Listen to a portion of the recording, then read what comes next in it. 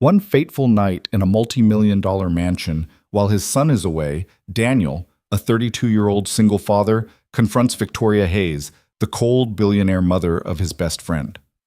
Amidst the flickering candlelight during a power outage, the lines between right and wrong begin to blur. A decision made that night will forever change both their lives and could destroy everything they once cherished.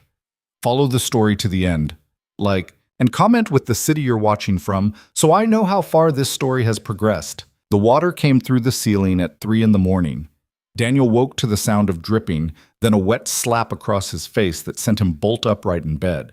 He fumbled for his phone, the screen's light revealing a growing dark stain spreading across the ceiling plaster like a bruise. Another drop hit his forehead, then another. Then the whole damn section gave way with a groan that sounded almost human. He grabbed Mia before the debris hit the bed. His daughter was 5, small for her age, and she didn't wake even as he carried her into the hallway. She just buried her face in his shoulder, her breath warm and even against his neck.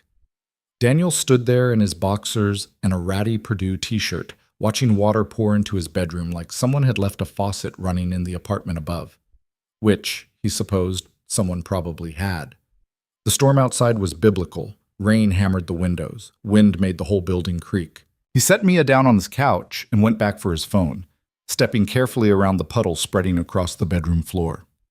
The apartment wasn't much, 2 bedrooms in a complex that had seen better decades, but it was theirs. He'd moved in right after the divorce, back when Mia was still in diapers, and Daniel was still figuring out how to fold a fitted sheet. 4 years later, he had the sheet thing mostly figured out. Everything else was still a work in progress. He called the emergency maintenance number.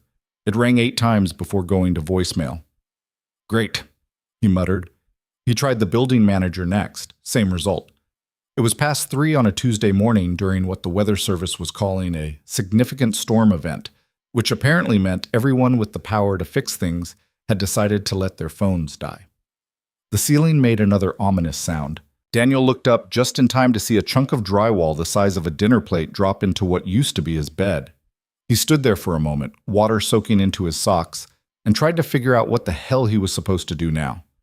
Mia was still asleep on the couch, curled up with the stuffed elephant she'd had since she was 2. She had school in the morning. He had work. They had routines, schedules, a whole careful structure he'd built to keep their lives stable and predictable. Single parenthood, he'd learned, was 90% logistics and 10% hoping nothing broke that structure. Something had just broken the structure. He pulled on jeans and a hoodie, then started grabbing essentials.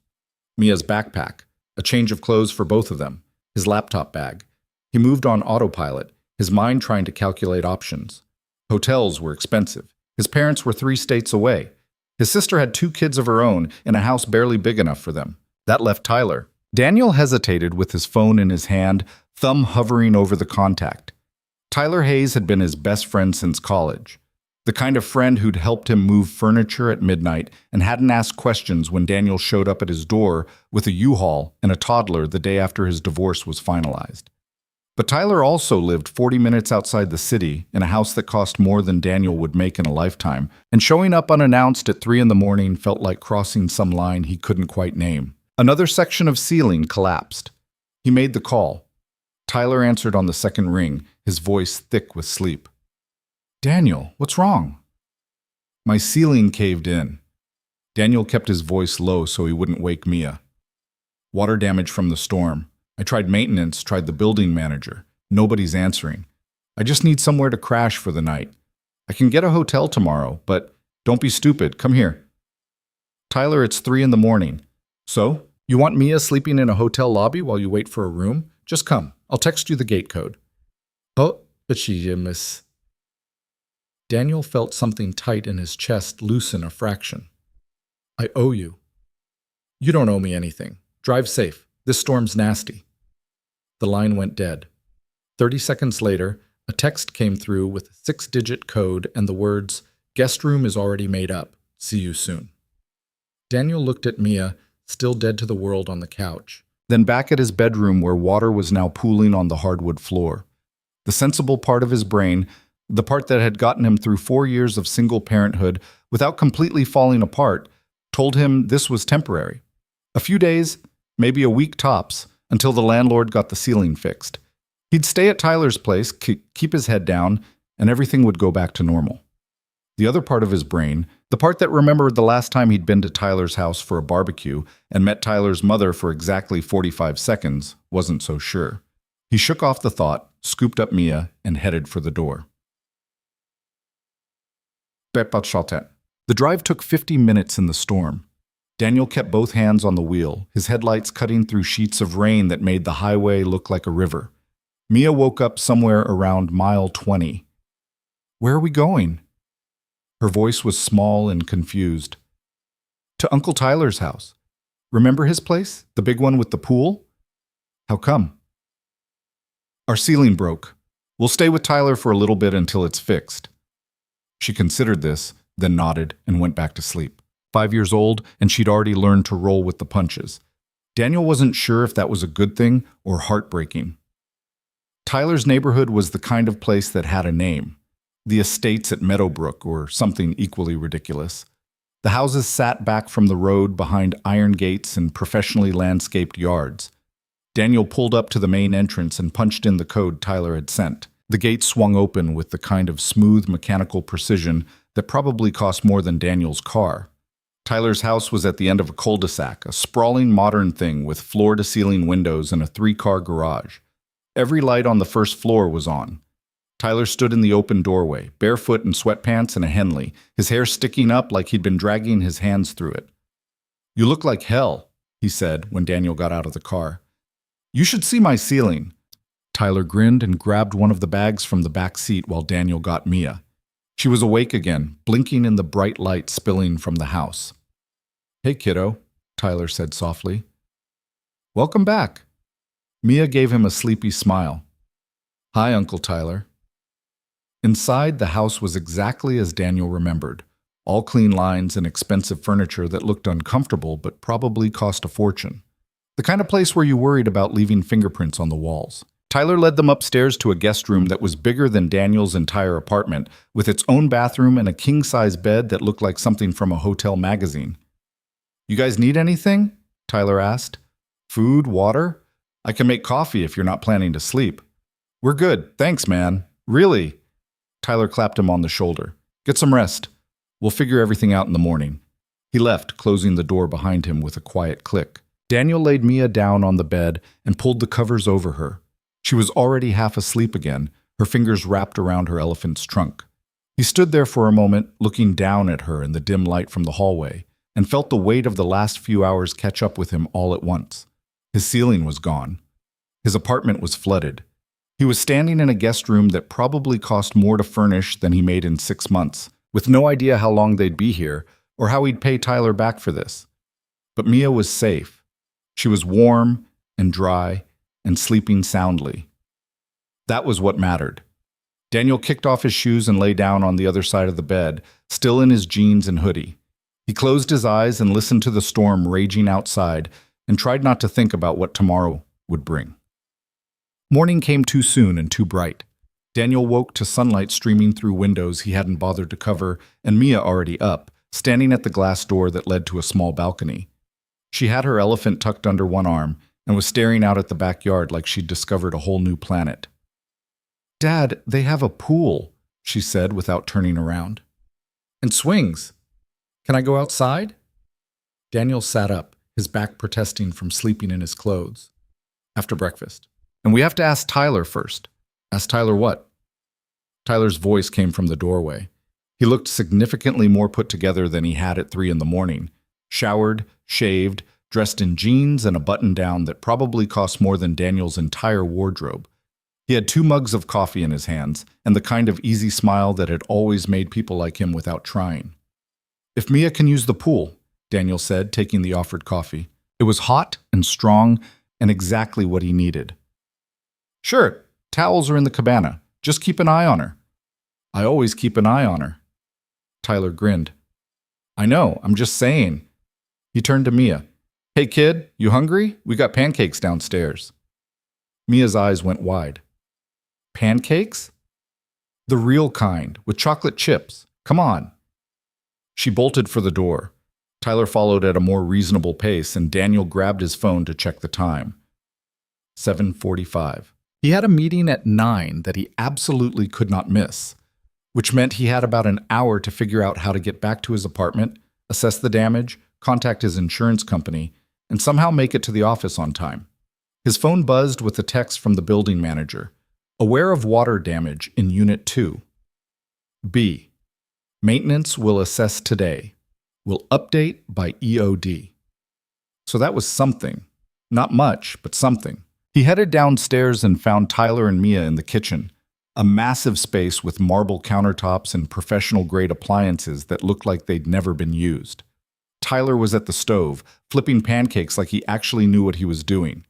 Mia sat at the island, swinging her legs and chattering about something that had happened at school last week. "You cook?" Daniel asked, sliding onto the stool next to his daughter. "Occasionally, when I'm not eating takeout or letting someone else handle it." Tyler slid a plate in front of Mia, 3 perfect pancakes stacked with chocolate chips melting into the syrup. "I learned when I moved back here. Turns out there's not a lot to do in the suburbs at night." "You could have stayed in the city." "Yeah, well..." Tyler shrugged, his expression flickering with something Daniel couldn't quite read.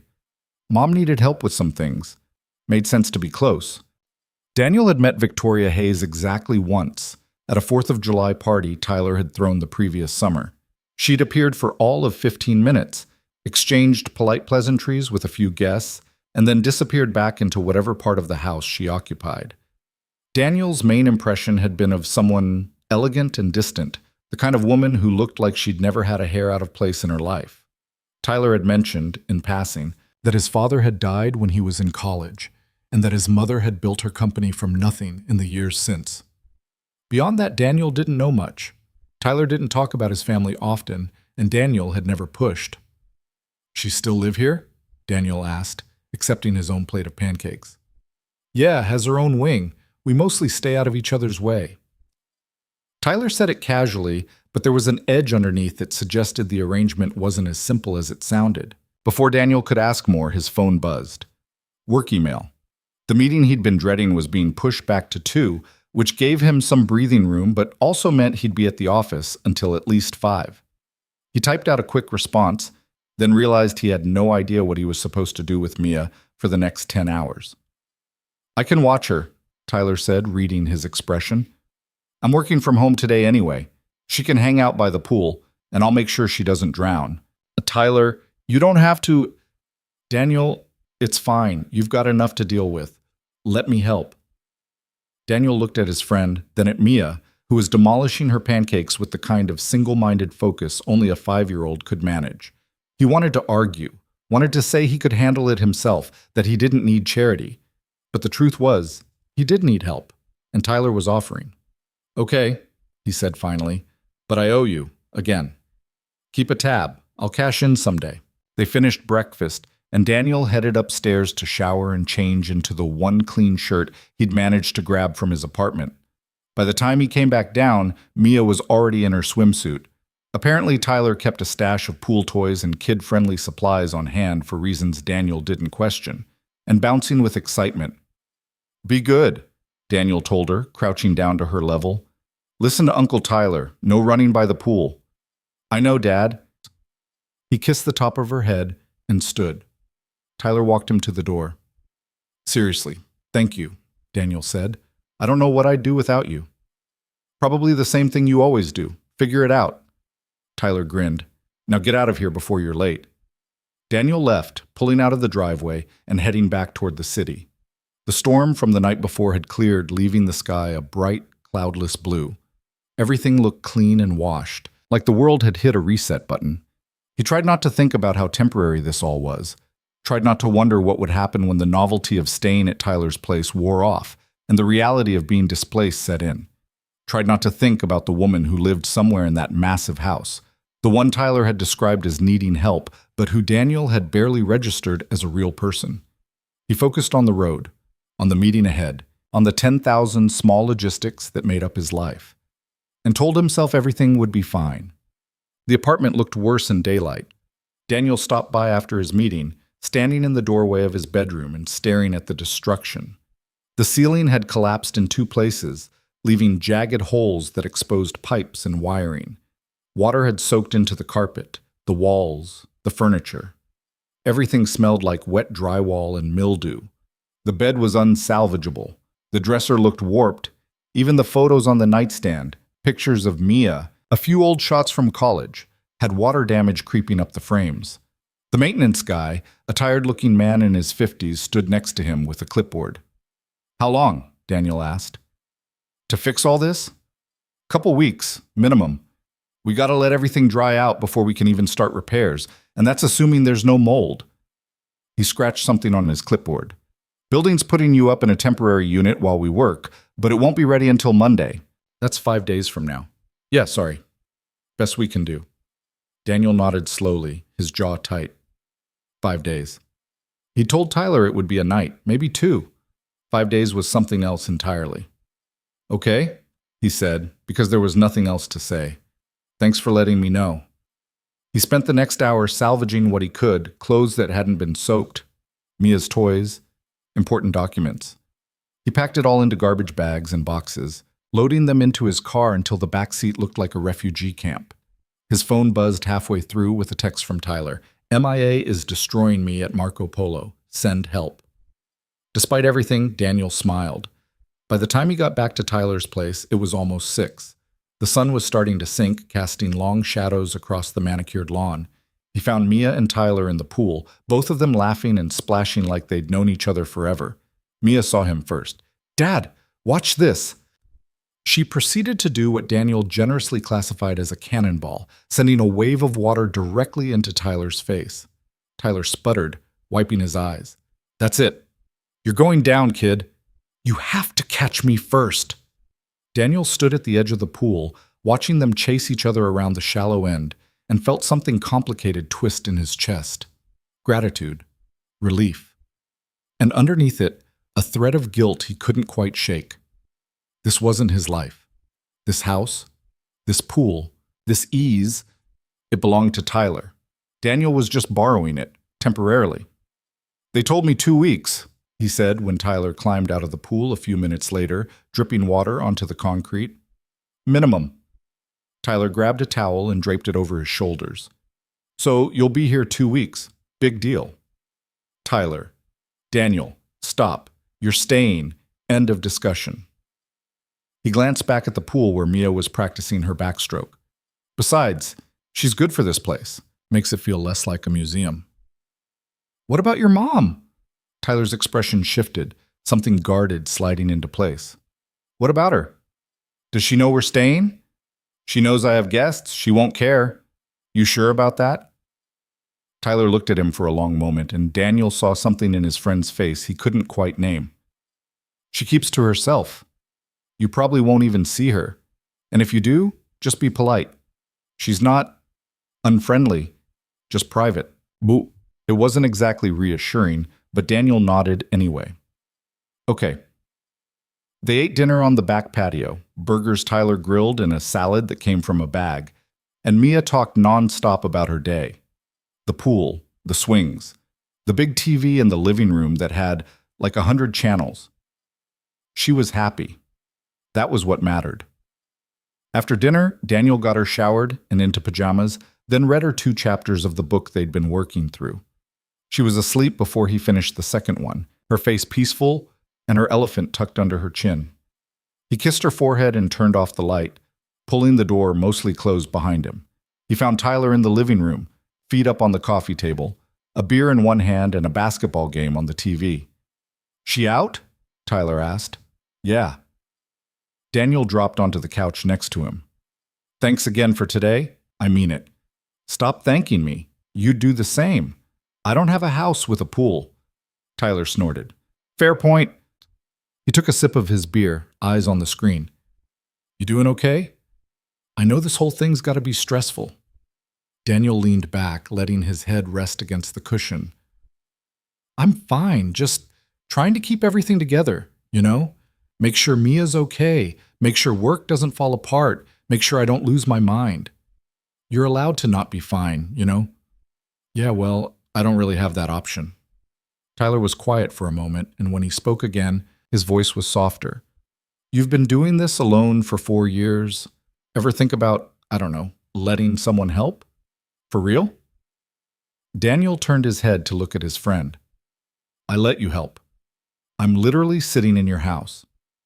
You know what I mean. He did.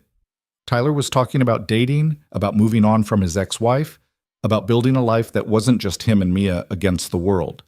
It was a conversation they'd had before, usually after a few drinks, and it always ended the same way, with Daniel changing the subject. Not interested, Daniel said. You say that a lot. Because it's true. Tyler shook his head but didn't push. They watched the game in silence for a while, the sound of the announcers filling the space between them. Daniel felt his body starting to relax for the first time all day, the tension in his shoulders easing just a fraction. And then he heard footsteps. They were soft, almost inaudible, but they came from the hallway that led to the east wing of the house, the part Tyler had said his mother occupied. Daniel glanced toward the sound and saw her. Victoria Hayes stood at the edge of the living room, backlit by the hallway light. She wore a silk blouse and tailored slacks, her dark hair pulled back in a way that was both elegant and severe. She looked exactly as Daniel remembered, polished, composed, untouchable, like someone who'd never had a moment of uncertainty in her life. Her eyes swept the room, landing on Tyler first, then on Daniel. There was no warmth in her gaze, no curiosity, just a cool assessment that made Daniel feel like he was being cataloged and filed away. I didn't realize we had guests, she said. Her voice was low and controlled, the kind of voice that could command a boardroom without raising in volume. Tyler sat up straighter. Mom. Yeah. This is Daniel, my friend from college. His apartment flooded, so he's staying here for a bit, with his daughter. Victoria's gaze flicked back to Daniel. I see. Daniel stood, suddenly aware of how rumpled he looked compared to her. Mrs. Hayes, it's good to see you again. Thank you for letting us stay. It's Ms. Hayes, she corrected, and Tyler makes those decisions, not me. There was no hostility in her tone, no warmth either, just a flat statement of fact. Right, Daniel said. Well, we appreciate it. She nodded once, a slight dip of her chin. I trust you'll keep the noise to a minimum. I have calls early in the morning. Of course. She looked at Tyler. We need to discuss the quarterly reports. Tomorrow, if you're available. I'll check my schedule, Tyler said, his voice tight in a way Daniel had never heard before.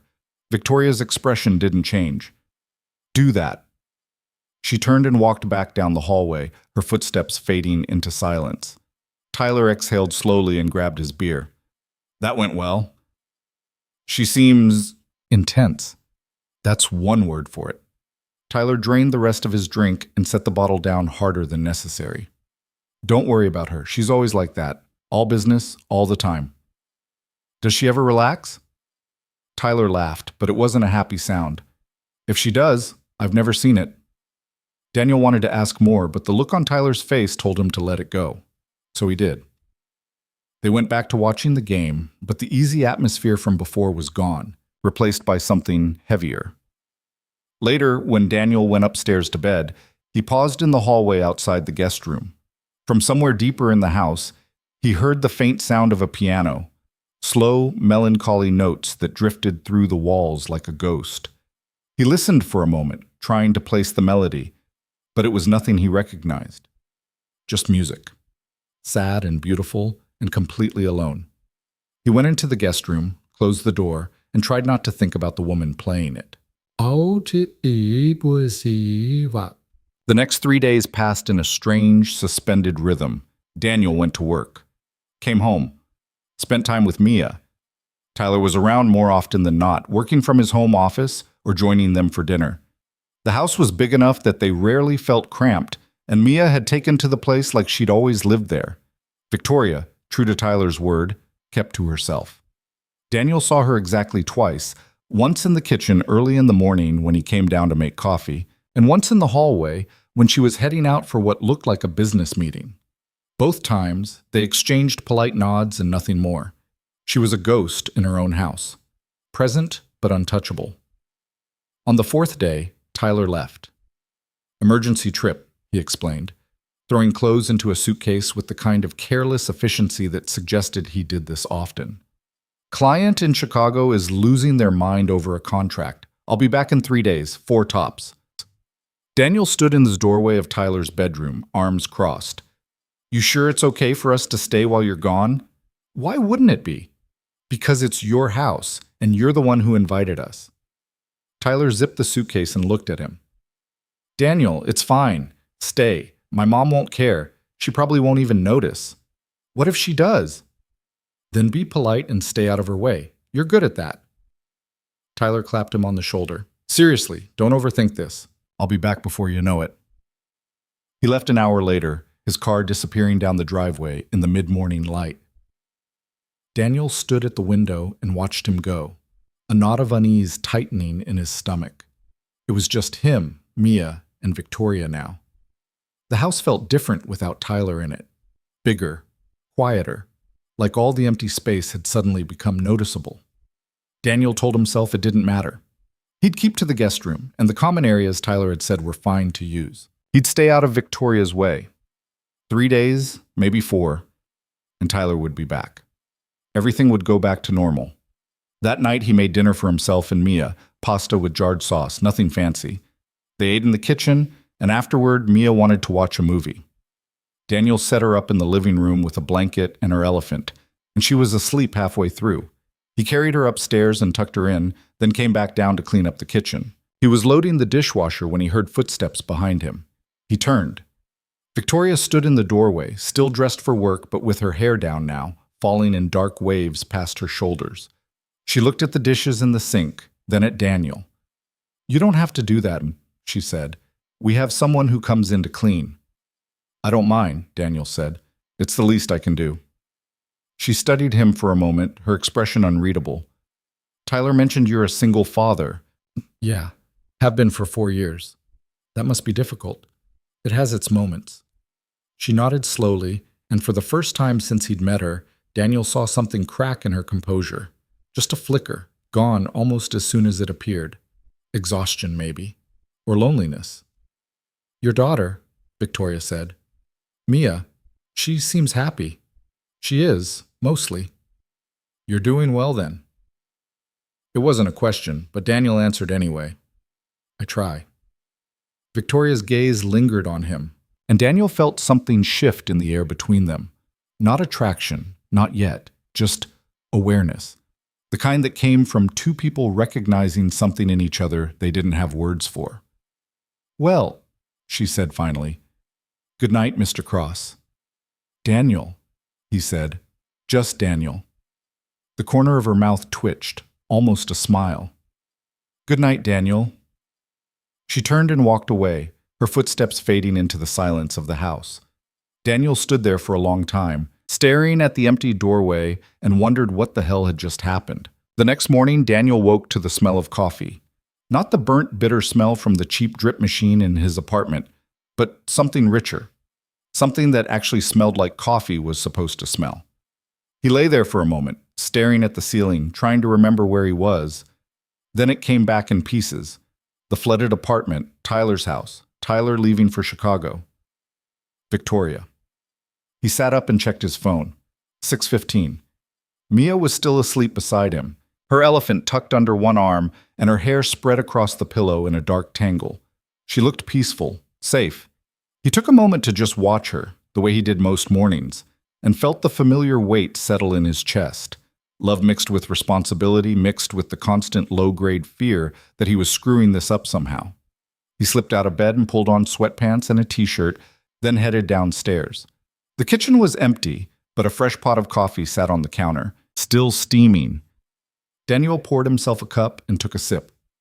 It was good. Really good. The kind of coffee that probably cost more per pound than he spent on groceries in a week. He was halfway through the cup when he heard the back door open. Victoria came in from the patio, wearing running clothes, sleek black leggings and a fitted jacket that looked like it had never seen actual sweat. Her hair was pulled back in a ponytail, and there was a slight flush to her cheeks that suggested she'd actually been exercising, not just walking. She stopped when she saw him, her hand still on the door handle. Good morning, Daniel said, because someone had to say something. Good morning. She closed the door and moved to the sink, filling a glass with water. She drank it in one long pull, her throat working, and Daniel found himself looking away. Thanks for the coffee, he said. I make it every morning. Help yourself. She set the glass down and turned to face him, leaning against the counter. Tyler called last night, said he'd be in Chicago until at least Saturday. Yeah, he texted me the same thing. He also said to make sure you weren't sleeping in your car out of some misplaced sense of propriety. Daniel felt heat creep up his neck.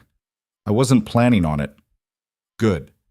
She studied him for a moment, her expression unreadable. You're uncomfortable being here without him. It wasn't a question, but Daniel answered anyway. A little. Because of me. Because it's your house, and I'm a stranger who's overstayed his welcome. Victoria's eyebrow arched slightly. Has Tyler ever given you the impression that you weren't welcome?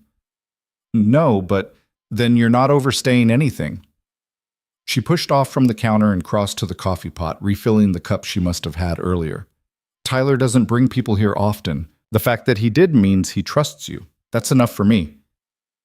Daniel didn't know what to say to that. He took another sip of coffee and tried not to stare at the way the morning light caught in her hair. Your daughter, Victoria said. Mia, does she have school today? Yeah, I need to get her up in about half an hour. And you work in the city?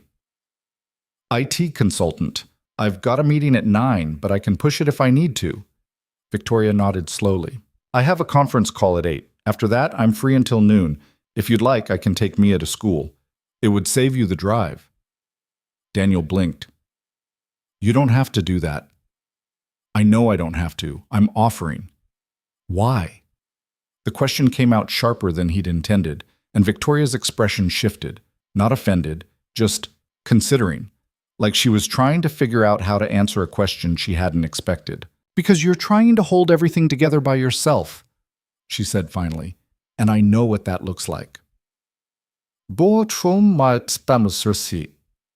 was something in her voice that made Daniel pause, not pity, not sympathy, just recognition, like she was looking at him and seeing something familiar.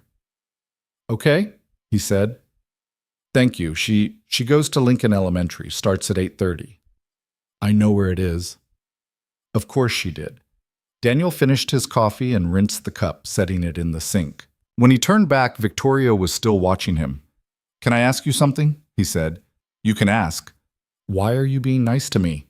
Victoria's mouth quirked. Not quite a smile, but close. Is that so hard to believe? A little. Tyler said you keep to yourself. I do, but you're not asking me for anything. You're not trying to impress me or get something from me. You're just... She paused, searching for the word. Here, it's refreshing. Daniel didn't know what to say to that either, so he just nodded and headed back upstairs to wake Mia. Half an hour later, he stood in the driveway and watched Victoria's sleek black Mercedes pull away with his daughter in the back seat. Mia had been thrilled at the prospect of riding in the fancy car, and Victoria had been, not warm exactly, but less remote than usual. She'd even smiled when Mia asked if the car could talk like the ones in the movies. Daniel got in his own car, a 10-year-old Honda that made concerning noises when it rained, and headed for the city. The morning traffic was brutal, and he spent most of the drive trying not to think about the fact that he'd just let a woman he barely knew take his daughter to school. But Tyler trusted her, and for reasons Daniel couldn't quite articulate, he did too. His meeting ran long. Then another meeting materialized out of nowhere, and by the time he finally escaped the office, it was almost 4. He texted Victoria to let her know he'd pick Mia up from the after-school program, but her response came back almost immediately. Already got her. We're at the house. Daniel stared at his phone for a long moment, then typed back, You didn't have to do that. Her response, I know. He made it back to Tyler's place by 5, his stomach tight with a tension he couldn't name. He found Mia and Victoria in the kitchen, both of them standing at the island with what looked like baking supplies spread out between them. Mia was covered in flour. Victoria had a smudge of it on her cheek. Dad! Mia waved a wooden spoon at him. We're making cookies! Daniel looked at Victoria. She met his gaze and shrugged, the gesture so casual it felt almost surreal coming from her. She said she was hungry, Victoria said. I don't keep much in the way of snacks. This seemed like a reasonable solution. You bake? Not in years, but apparently it's like riding a bicycle. Mia tugged on his sleeve. Can you help? Ms. Victoria said we need to make the dough into balls, but mine keep getting flat. Daniel washed his hands and joined them at the island, shaping cookie dough under Mia's watchful eye. Victoria worked beside him, her movements precise and efficient. They didn't talk much. Didn't need to. There was something almost comfortable about it, the three of them moving in sync around the kitchen. When the cookies were in the oven, Mia ran off to wash her hands, leaving Daniel and Victoria alone. He grabbed a dishcloth and wiped down the counter, hyper-aware of her standing just a few feet away. Thank you, he said, for today, for taking her to school, picking her up, all of it. You didn't have to. You keep saying that, because it's true. Victoria turned to face him, leaning against the counter with her arms crossed. She'd changed since this morning. Now she wore dark jeans and a cream-colored sweater that looked impossibly soft. Her hair was still down, and without the severe tailoring of her work clothes, she looked younger, less untouchable. Can I ask you something? She said. Fair's fair. Why did you and your wife divorce? The question caught him off guard, not because it was intrusive, though it was, but because of the directness of it. No preamble, no softening, just the question, laid out like a fact. She wanted things I couldn't give her, Daniel said after a moment. And I wanted things she wasn't interested in giving. We figured that out about 2 years in, but we tried to make it work anyway. For Mia. That must have been difficult. It was worse staying together. At least this way, Mia doesn't have to watch us resent each other. Victoria nodded slowly. Does she see her mother? Every other weekend, holidays. Rachel's not a bad person. She's just not built for the day-to-day. She loves Mia, but she loves her career more. I can't fault her for that. Can't you? Daniel looked at her surprised. What do you mean? She's a mother. Her child should come first. There was something sharp in Victoria's voice, something that suggested she wasn't just talking about Rachel. Daniel wanted to ask, but Mia came running back into the kitchen before he could. Are the cookies ready yet? 5 more minutes, Victoria said, her tone shifting back to neutral. Why don't you set the table? We can have them with milk. Mia nodded and started pulling plates from the cabinet like she'd done it 100 times. Daniel watched her, then glanced at Victoria. She was watching Mia too, her expression softer than he'd ever seen it. They ate cookies at the kitchen table, the 3 of them, and Mia talked about school and her friends and a boy named Jeremy who'd put a frog in the teacher's desk. Victoria listened with what seemed like genuine interest, asking questions and even laughing. A real laugh, not the polite sound Daniel had heard her make in passing. After dinner, Daniel got Mia ready for bed while Victoria cleaned up the kitchen. When he came back downstairs, he found her sitting at the island with a glass of wine, staring at her phone. Everything okay? He asked. She looked up, startled, like she'd forgotten he was there. Fine, just work. You work a lot. So do you. I have to. Bills don't pay themselves. Victoria's mouth curved slightly. Neither do mine. You're a billionaire. I think your bills are covered. Money doesn't manage itself, Daniel. It requires constant attention, constant decision-making. One wrong move and everything you've built can collapse. She took a sip of her wine. People think wealth means freedom. It doesn't. It just means the stakes are higher. Daniel pulled out the stool across from her and sat down. Do you ever take a break? From what? From being Victoria Hayes, billionaire CEO. She looked at him for a long moment and something flickered across her face. Surprise, maybe. Or something closer to longing. No, she said quietly. I don't. Why not? Because if I stop, I might realize how much I've given up to get here. The honesty of it hung in the air between them. Daniel didn't know what to say, so he didn't say anything. He just sat there, watching her, and let the silence stretch. Tyler told me about your husband, he said finally. I'm sorry. Victoria's fingers tightened around the stem of her wine glass. That was a long time ago. Doesn't mean it doesn't hurt. No, it doesn't. She set the glass down and looked at him. He died when Tyler was 20, heart attack. He was here one day and gone the next. No warning, no time to prepare. That's brutal. It was. But it also gave me clarity. I realized I couldn't rely on anyone else to build the life I wanted. I had to do it myself. So I did. And Tyler? Tyler had his own life. College, friends, a future that didn't revolve around me. I didn't want to be the grieving widow who clung to her son and made him responsible for her happiness. So I let him go, let him build his own life. He moved back here, Daniel pointed out. He did, and I've never asked him why. Daniel leaned back, studying her. You're lonely. It wasn't a question, and Victoria didn't flinch. She just looked at him with those dark, unreadable eyes and said, Aren't we all? The timer on the oven beeped. Another batch of cookies Mia had insisted they make for tomorrow. Victoria stood and pulled them out, setting the tray on the counter to cool.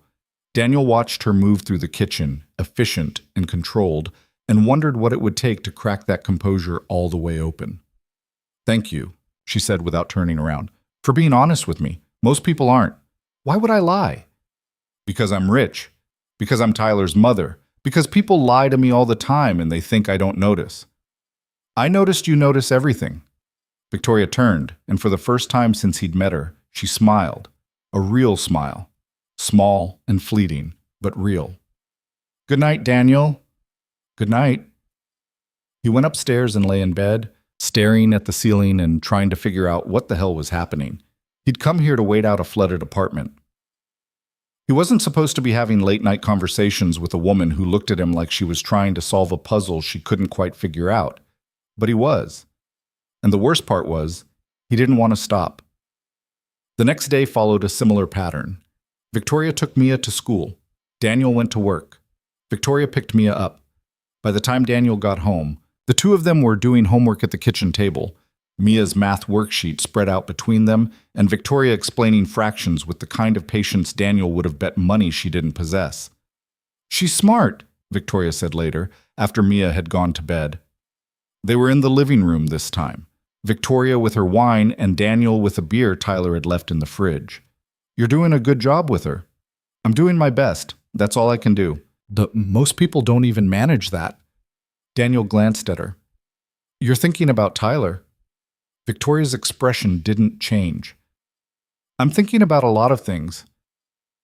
He loves you, you know, even if he doesn't say it. I know, but love and connection aren't the same thing. You can love someone and still be strangers to them. Is that what you are? Strangers? Sometimes I think so. We live in the same house. We see each other almost every day.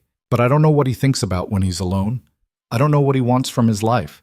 And I'm not sure he knows those things about me either. Daniel took a sip of his beer. Maybe you should ask him. Maybe, or maybe it's easier not to know. She stood and walked to the window, looking out at the dark expanse of the backyard. Daniel stayed on the couch, watching her silhouette against the glass. Can I ask you something? She said without turning around. Yeah. Why aren't you angry? About what? About your ceiling, about being displaced, about having to impose on strangers. Most people in your position would be furious. Daniel thought about it. I was. For about 10 minutes, then I realized being angry wouldn't fix anything. It would just make everything harder, so I let it go. That's remarkably mature. That's survival. When you're a single parent, you don't have the luxury of falling apart. Someone's counting on you to keep it together. Victoria turned to face him, and in the dim light of the room, she looked different, softer, more real. Do you ever resent it? She asked. The responsibility, the constant pressure. Sometimes. But then I look at Mia, and I remember why I'm doing it. She's worth it. Every sleepless night, every panic attack, every moment I feel like I'm drowning, she's worth all of it. Victoria's expression shifted, and for a second, Daniel thought he saw something break in her eyes. Something raw and unguarded. You're a good father, she said quietly. I try. No, you are. Don't diminish that. She left the room before he could respond, her footsteps fading into the silence of the house. Daniel sat there for a long time, staring at the spot where she'd been standing, and tried to shake the feeling that something had just shifted between them. The third day, it rained. Not the violent storm that had destroyed Daniel's ceiling, but a steady, relentless downpour that turned the sky gray and made the world feel smaller. Mia was restless, bouncing around the house with too much energy and not enough outlets. Daniel tried to keep her entertained, but by noon, he was running out of ideas. Victoria found them in the living room, Mia sprawled on the floor with crayons and Daniel on the couch with his laptop, trying to finish a report that was already 2 days overdue. "There's a movie theater in town, Victoria said. "They're showing an animated film at 2. I could take her." Daniel looked up. "You don't have to." "Daniel." She cut him off with a look. "I'm offering because I want to, not because I have to." "Okay. Thank you." Mia jumped up, already chattering about popcorn and candy, and Victoria's mouth curved in that small, almost smile Daniel was starting to recognize. They left half an hour later, and Daniel watched from the window as Victoria opened the car door for Mia, making sure she was buckled in before closing it. He spent the next 3 hours working, but his mind kept drifting. To Victoria's smile. To the way she'd looked at him last night. To the realization that he was starting to see her as something other than Tyler's distant, untouchable mother. He was playing a dangerous game, and he knew it. When they got back, Mia was buzzing with excitement, talking a mile a minute about the movie and the giant popcorn Victoria had bought. Victoria looked tired but not unhappy, and when Mia ran upstairs to get her stuffed elephant to show Victoria something, she stayed in the entryway with Daniel. "She talked through the entire movie," Victoria said. "Yeah, she does that, sorry." "Don't be. It was nice. I haven't been to a movie theater in years." "You're kidding." "Why would I be kidding?" "Because you're rich. You could buy a movie theater if you wanted." Victoria laughed, a real laugh, the kind that changed her whole face. "Money doesn't equal free time, Daniel. I told you that. So take the time. What's stopping you?" Her smile faded. "Fear, mostly." "Of what?" "Of stopping. Of realizing that if I'm not working, I don't know who I am." Daniel stepped closer, close enough to see the faint lines at the corners of her eyes, the slight tension in her jaw. "You're more than your work." "How would you know?"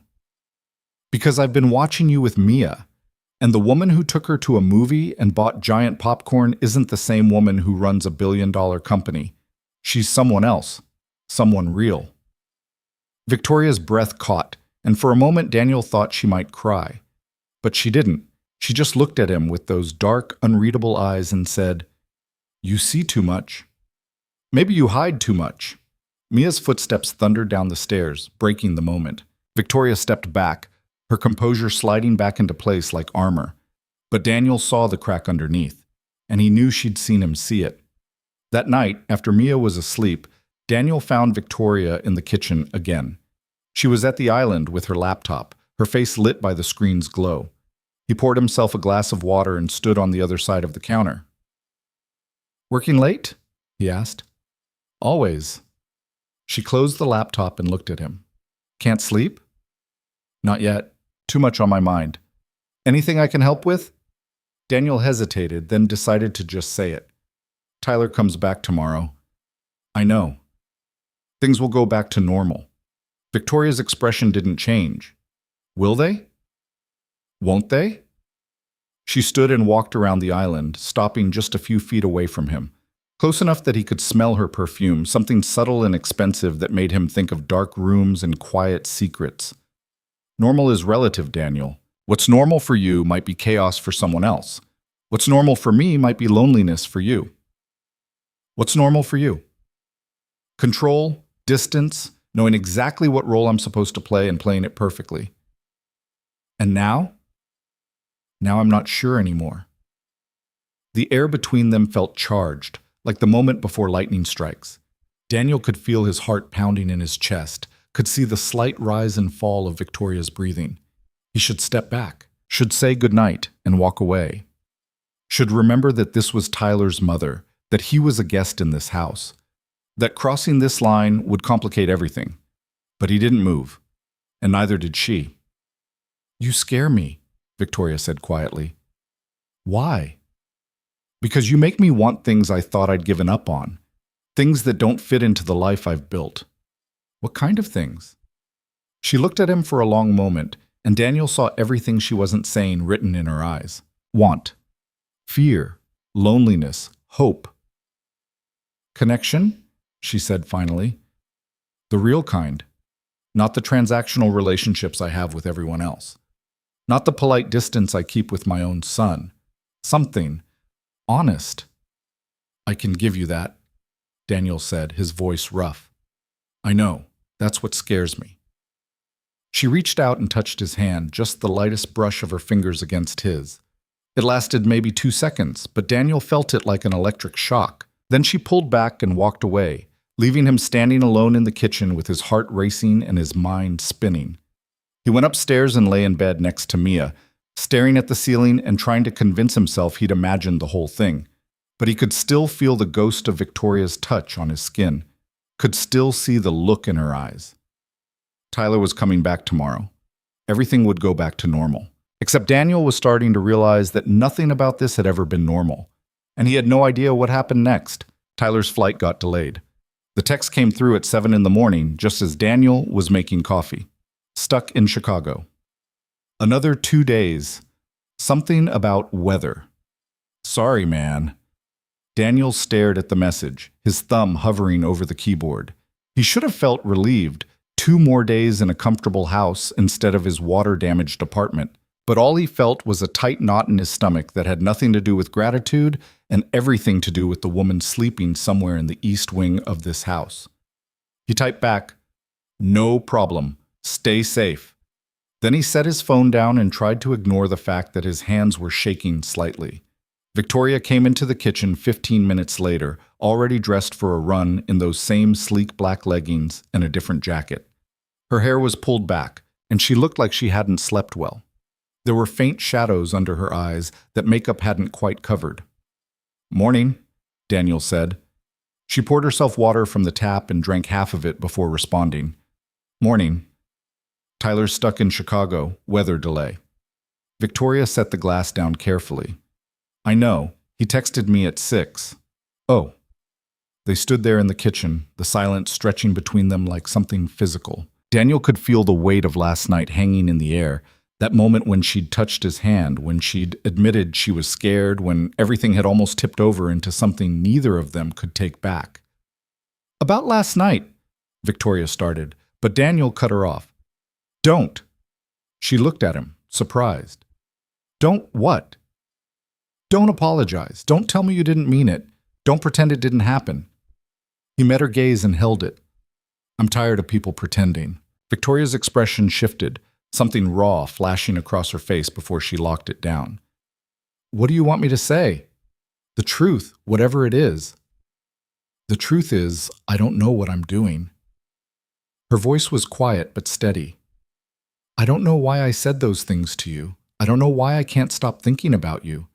And I don't know what happens next." "Neither do I." "That doesn't scare you?" Daniel thought about it, about the divorce, about the nights he'd spent alone after Rachel left, wondering if he'd ever feel anything for anyone again, about the careful, controlled life he'd built where nothing unexpected could hurt him or Mia. "Yeah," he said, "it scares the hell out of me."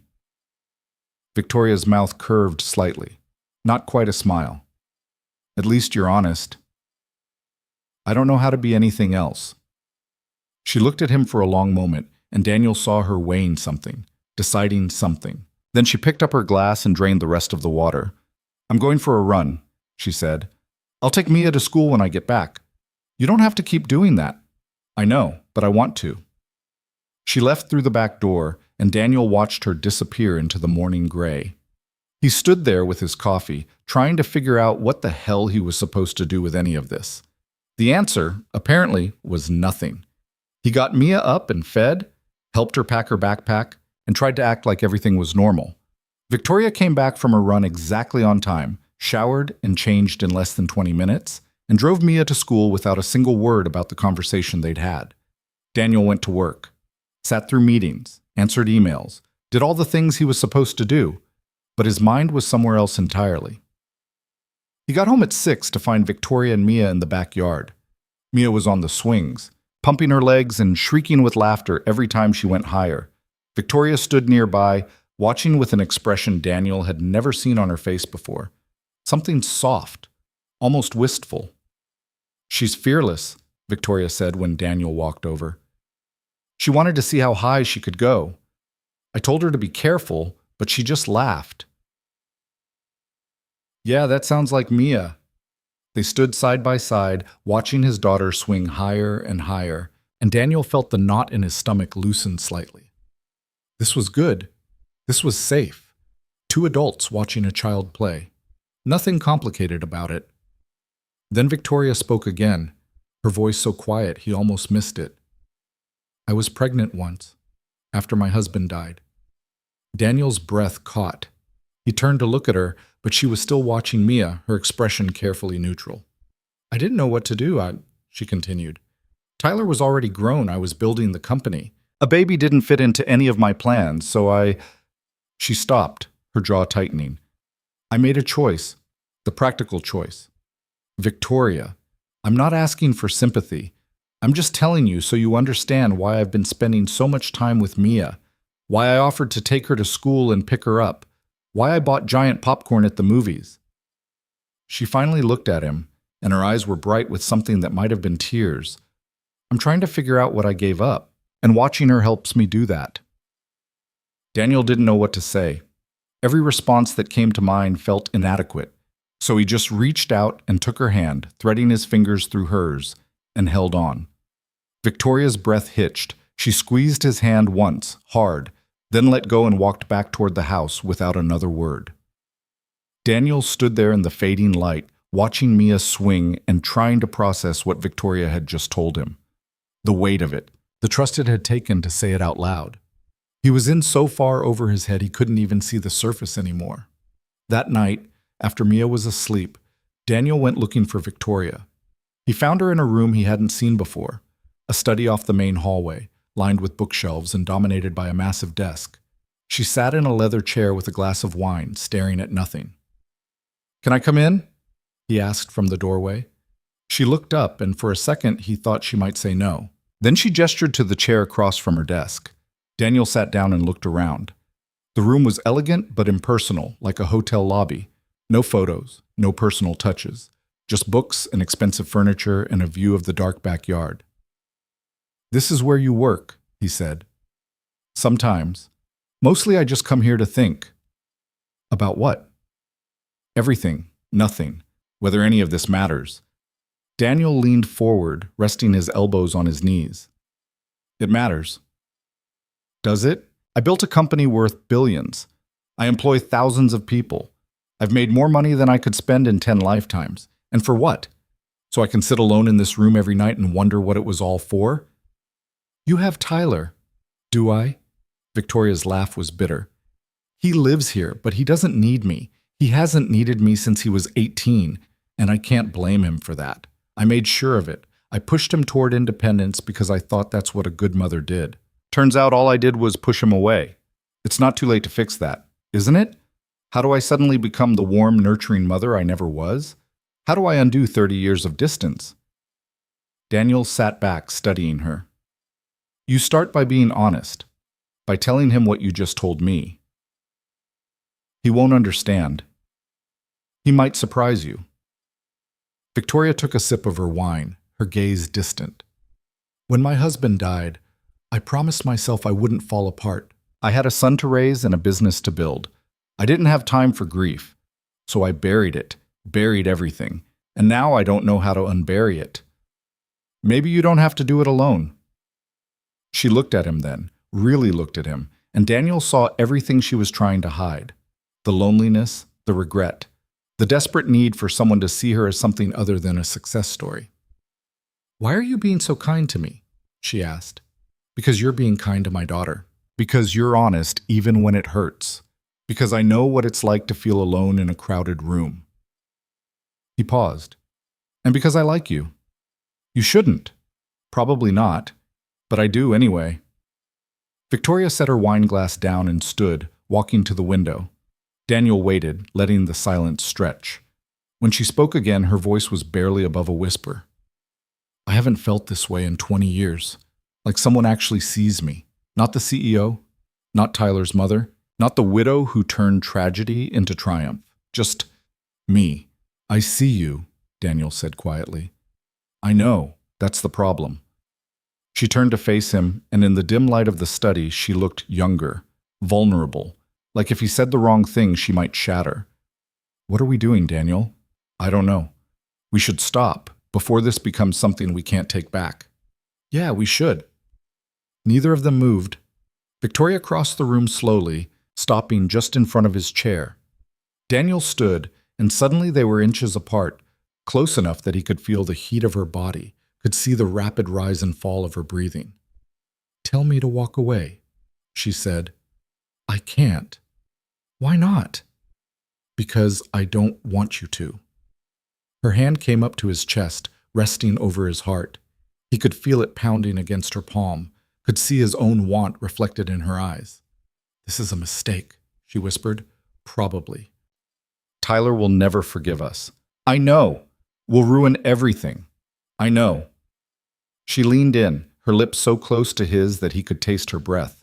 Daniel's hands found her waist, pulling her closer, and for one suspended moment, the entire world narrowed down to this: the two of them, alone in the dark, on the edge of something irreversible.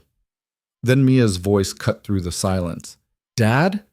They sprang apart like teenagers caught by their parents. Daniel turned to see his daughter standing in the doorway, clutching her elephant and looking small and confused.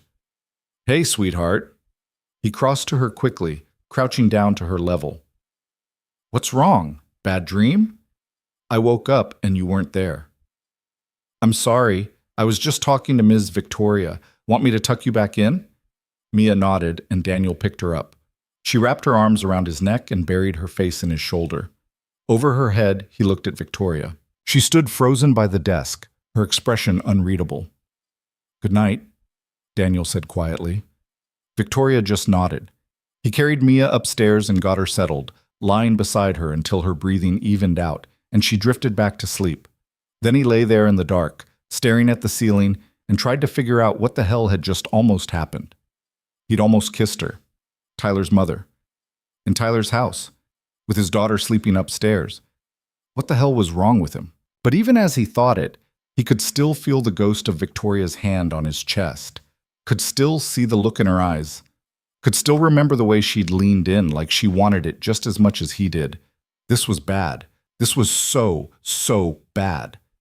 And the worst part was, he didn't want to stop. The next morning, Daniel woke up to an empty kitchen. No coffee. No Victoria. Just a note on the counter in elegant handwriting. Had to go to the office early. Mia's lunch is in the fridge. See you tonight. He stood there with the note in his hand, trying to decode the subtext. Was she avoiding him? Regretting last night? Or just actually busy? He got Mia ready for school and dropped her off himself, then spent the entire drive to work replaying every moment from the night before. The way Victoria had looked at him, the way she'd touched him, the way she'd asked him to tell her to walk away, and he hadn't been able to do it. His phone buzzed with a text from Tyler. Flight finally confirmed, home tomorrow night. Miss you guys. Daniel felt guilt twist in his gut. Tyler was his best friend, had been for over a decade, and here Daniel was, thinking about kissing his mother. He typed back, Miss you too, safe travels. Then he threw himself into work and tried not to think about anything else. But when he got home that evening, Victoria's car was in the driveway. And when he walked into the kitchen, she was there with Mia, helping her with homework again. Dad! Mia looked up from her worksheet. Ms. Victoria said we can make pizza for dinner. Real pizza, with dough and everything. Daniel looked at Victoria. She met his gaze steadily, her expression neutral. Sounds good, he said. They made pizza together, the three of them moving around the kitchen in a rhythm that was starting to feel familiar. Mia rolled out dough with more enthusiasm than skill. Victoria chopped vegetables with the precision of someone who'd learned to do everything perfectly. Daniel grated cheese and tried not to stare at the way Victoria's hair fell across her face when she leaned over the cutting board. Tyler comes back tomorrow, Victoria said while the pizza was in the oven. Mia had gone to wash her hands, leaving them alone. I know. Things will change. I know that too. Victoria turned to face him, leaning against the counter. We can't do this, Daniel. Whatever this is, it's not fair to him. It's not fair to Mia. It's not fair to either of us. I know. Then why does it feel impossible to stop? Daniel moved closer, close enough to see the flecks of gold in her dark eyes. Because it is impossible. Because pretending we don't feel this won't make it go away. Because we're both so tired of being alone that we can't walk away from the first real connection we've had in years. That's not a good enough reason. Maybe not, but it's the truth. Victoria's hand came up to his face, her fingers tracing the line of his jaw. Daniel closed his eyes, leaning into her touch, and felt something inside him crack open. One night, she whispered. That's all we can have. One night before Tyler comes back and everything gets complicated. Daniel opened his eyes. And then what? Then we forget this ever happened. We go back to being strangers. We protect everyone we care about. Can you do that? Just turn it off? I've been turning off my feelings for 20 years, Daniel. I'm very good at it. Her thumb brushed across his lower lip, and Daniel felt his resolve crumbling. He knew this was wrong, knew it would blow up in his face, knew he should walk away right now and never look back. But when Victoria leaned in and pressed her lips to his, soft and tentative and full of all the longing she'd been hiding, he didn't pull away. He kissed her back. It lasted maybe 5 seconds before they both heard Mia's footsteps on the stairs. They broke apart, breathing hard, and Daniel took a step back just as his daughter came into the kitchen. Is the pizza ready? Mia asked. Almost, Victoria said, her voice remarkably steady. Why don't you set the table? They ate dinner together, the three of them, and everything felt surreal, like Daniel was watching himself from outside his body. Mia chattered about school. Victoria asked questions. Daniel responded when spoken to. But all he could think about was the taste of Victoria's lips and the weight of what they'd just done. After dinner, Daniel got Mia ready for bed. She was unusually clingy tonight, wanting an extra story and 3 drinks of water and for him to stay until she fell asleep. He sat beside her bed, watching her drift off, and felt the magnitude of what he was risking wash over him. If this went wrong, if Tyler found out, if things blew up, Mia would be caught in the middle. She'd lose Uncle Tyler, lose this house, lose the woman who'd been spending time with her and making her feel special. He should stop this. Right now, before it went any further. But when he finally went downstairs and found Victoria waiting in the study, he didn't stop. He crossed the room, pulled her into his arms, and kissed her like a man drowning. She kissed him back with equal desperation, her hands fisting in his shirt, her body pressed against his. It wasn't gentle. It wasn't romantic. It was raw and messy and full of everything they'd been holding back. When they finally broke apart, both of them breathing hard, Victoria rested her forehead against his. My room, she whispered. 30 minutes. Make sure Mia's asleep. Then she pulled away and left, disappearing into the east wing of the house. Daniel stood there alone, his heart pounding and his mind racing. He should go upstairs, should go to bed, should end this before it started. Instead, he went to check on Mia. She was dead asleep, her elephant tucked under her chin and her breathing deep and even. He stood in the doorway for a long moment, watching her, and tried to convince himself he was making the right choice. He failed. 28 minutes later, he was walking down the hallway toward Victoria's room. His hands were shaking. His mouth was dry. Every rational part of his brain was screaming at him to turn around. But he kept walking. Victoria's door was open a crack, light spilling out into the dark hallway. Daniel pushed it open and stepped inside. The room was massive, bigger than his entire apartment. A king-size bed dominated one wall, covered in white linens that looked impossibly soft. Floor-to-ceiling windows showed the dark backyard, and a door stood open to what looked like a bathroom the size of a small house.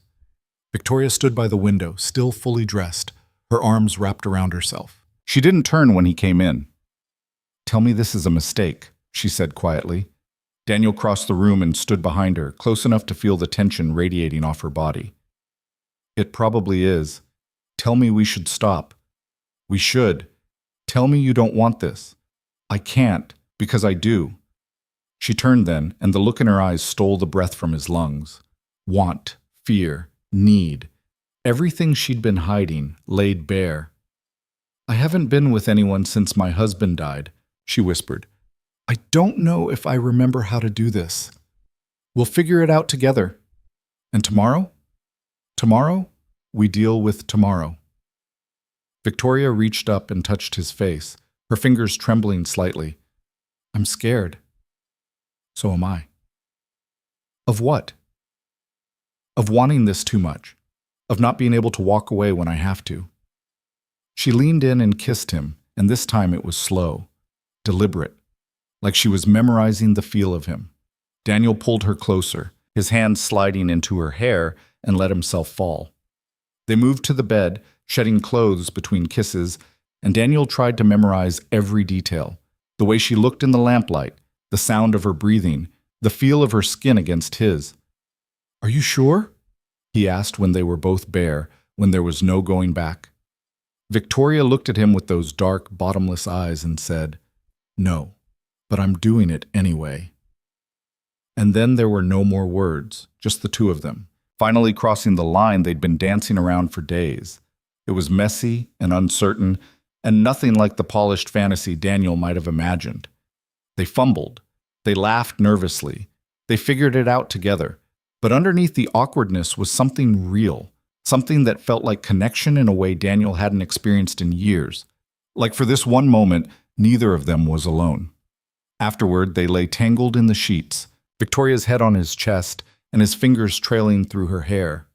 The room was quiet, except for their breathing and the distant sound of rain starting to fall. "I should go," Daniel said eventually. "Before Mia wakes up." "I know." But neither of them moved. "This can't happen again, Miss," Victoria said. "Tyler comes home tomorrow. This has to be the end of it." "I know." "I mean it, Daniel. We can't do this to him." "I know." She lifted her head to look at him, her expression serious. "Promise me. Promise me we'll go back to normal, that we'll pretend this never happened." Daniel looked at her, at the woman who'd been so closed off when he met her, now vulnerable and bare in his arms, and knew he was about to lie. "I promise," he said. Victoria nodded and laid her head back down. Within minutes, her breathing had evened out into sleep. Daniel lay there awake, staring at the ceiling, and knew that everything had just changed, that there was no going back to normal, that when Tyler came home tomorrow, he'd have to look his best friend in the eye and pretend he hadn't just slept with his mother, that he was in love with her. The realization hit him like a punch to the gut. Love. Not just attraction, not just loneliness, but actual, terrifying, complicated love. He was so screwed. Outside, the rain picked up, drumming against the windows. Daniel carefully extracted himself from Victoria's embrace and got dressed in the dark. She stirred but didn't wake. He stood by the bed for a moment, looking down at her, and felt his chest tighten. Then he left, closing the door softly behind him, and went back to the guest room where Mia was still sleeping soundly. He climbed into bed beside his daughter and lay there listening to the storm, knowing that tomorrow everything would fall apart. Daniel woke to the sound of his phone buzzing on the nightstand. He reached for it blindly, his body still heavy with sleep and the weight of what he'd done just hours before. The screen showed Tyler's name. "Hey," Daniel said, his voice rough. "Morning, just landed. I'll be home in about an hour. Want me to grab breakfast on the way?" Daniel sat up carefully, trying not to wake Mia. "No, we're good. Drive safe." "Will do. See you soon, man." The line went dead. Daniel sat there with the phone in his hand, staring at nothing, and felt the reality of the situation crash down on him. Tyler was coming home. In an hour, he'd walk through that door, and Daniel would have to look him in the eye and pretend everything was normal. Pretend he hadn't spent the night in Victoria's bed. Pretend he wasn't in love with his best friend's mother. He got up and went through the motions. Shower, coffee, getting Mia up and dressed. Every movement felt mechanical, like he was operating on autopilot while his brain scrambled to figure out how to survive the next 24 hours. Victoria appeared in the kitchen just as he was pouring cereal for Mia. She wore a crisp white blouse and black slacks, her hair pulled back in that severe style she favored. She looked perfect, untouchable. like last night had never happened. Their eyes met for half a second before she looked away. "Good morning," she said, her voice neutral. "Morning." Daniel poured coffee with hands that weren't quite steady. Mia looked up from her cereal. "Uncle Tyler's coming home today." "I know, sweetheart. Can we make him a welcome home sign with glitter?" Victoria's mouth curved slightly. "I think we can manage that." They didn't speak to each other again. Victoria drank her coffee in silence while Mia chattered about school and glitter and whether Uncle Tyler would want chocolate chip cookies or the snickerdoodles they'd made yesterday. Daniel responded when necessary, but his mind was elsewhere, on the woman standing 5 feet away, on the fact that he could still smell her perfume on his skin even after showering. At 7:45, Victoria left for a meeting. She said goodbye to Mia, gave Daniel a polite nod, and walked out without looking back. Daniel stood at the counter and tried to breathe normally. Tyler arrived at 9:32. Daniel heard the car pull into the driveway and felt his stomach drop. Mia was already running for the door, shrieking with excitement, and Daniel followed at a slower pace. He stood in the entryway and watched his best friend climb out of his car, looking tired but happy, and felt guilt settle over him like a physical weight.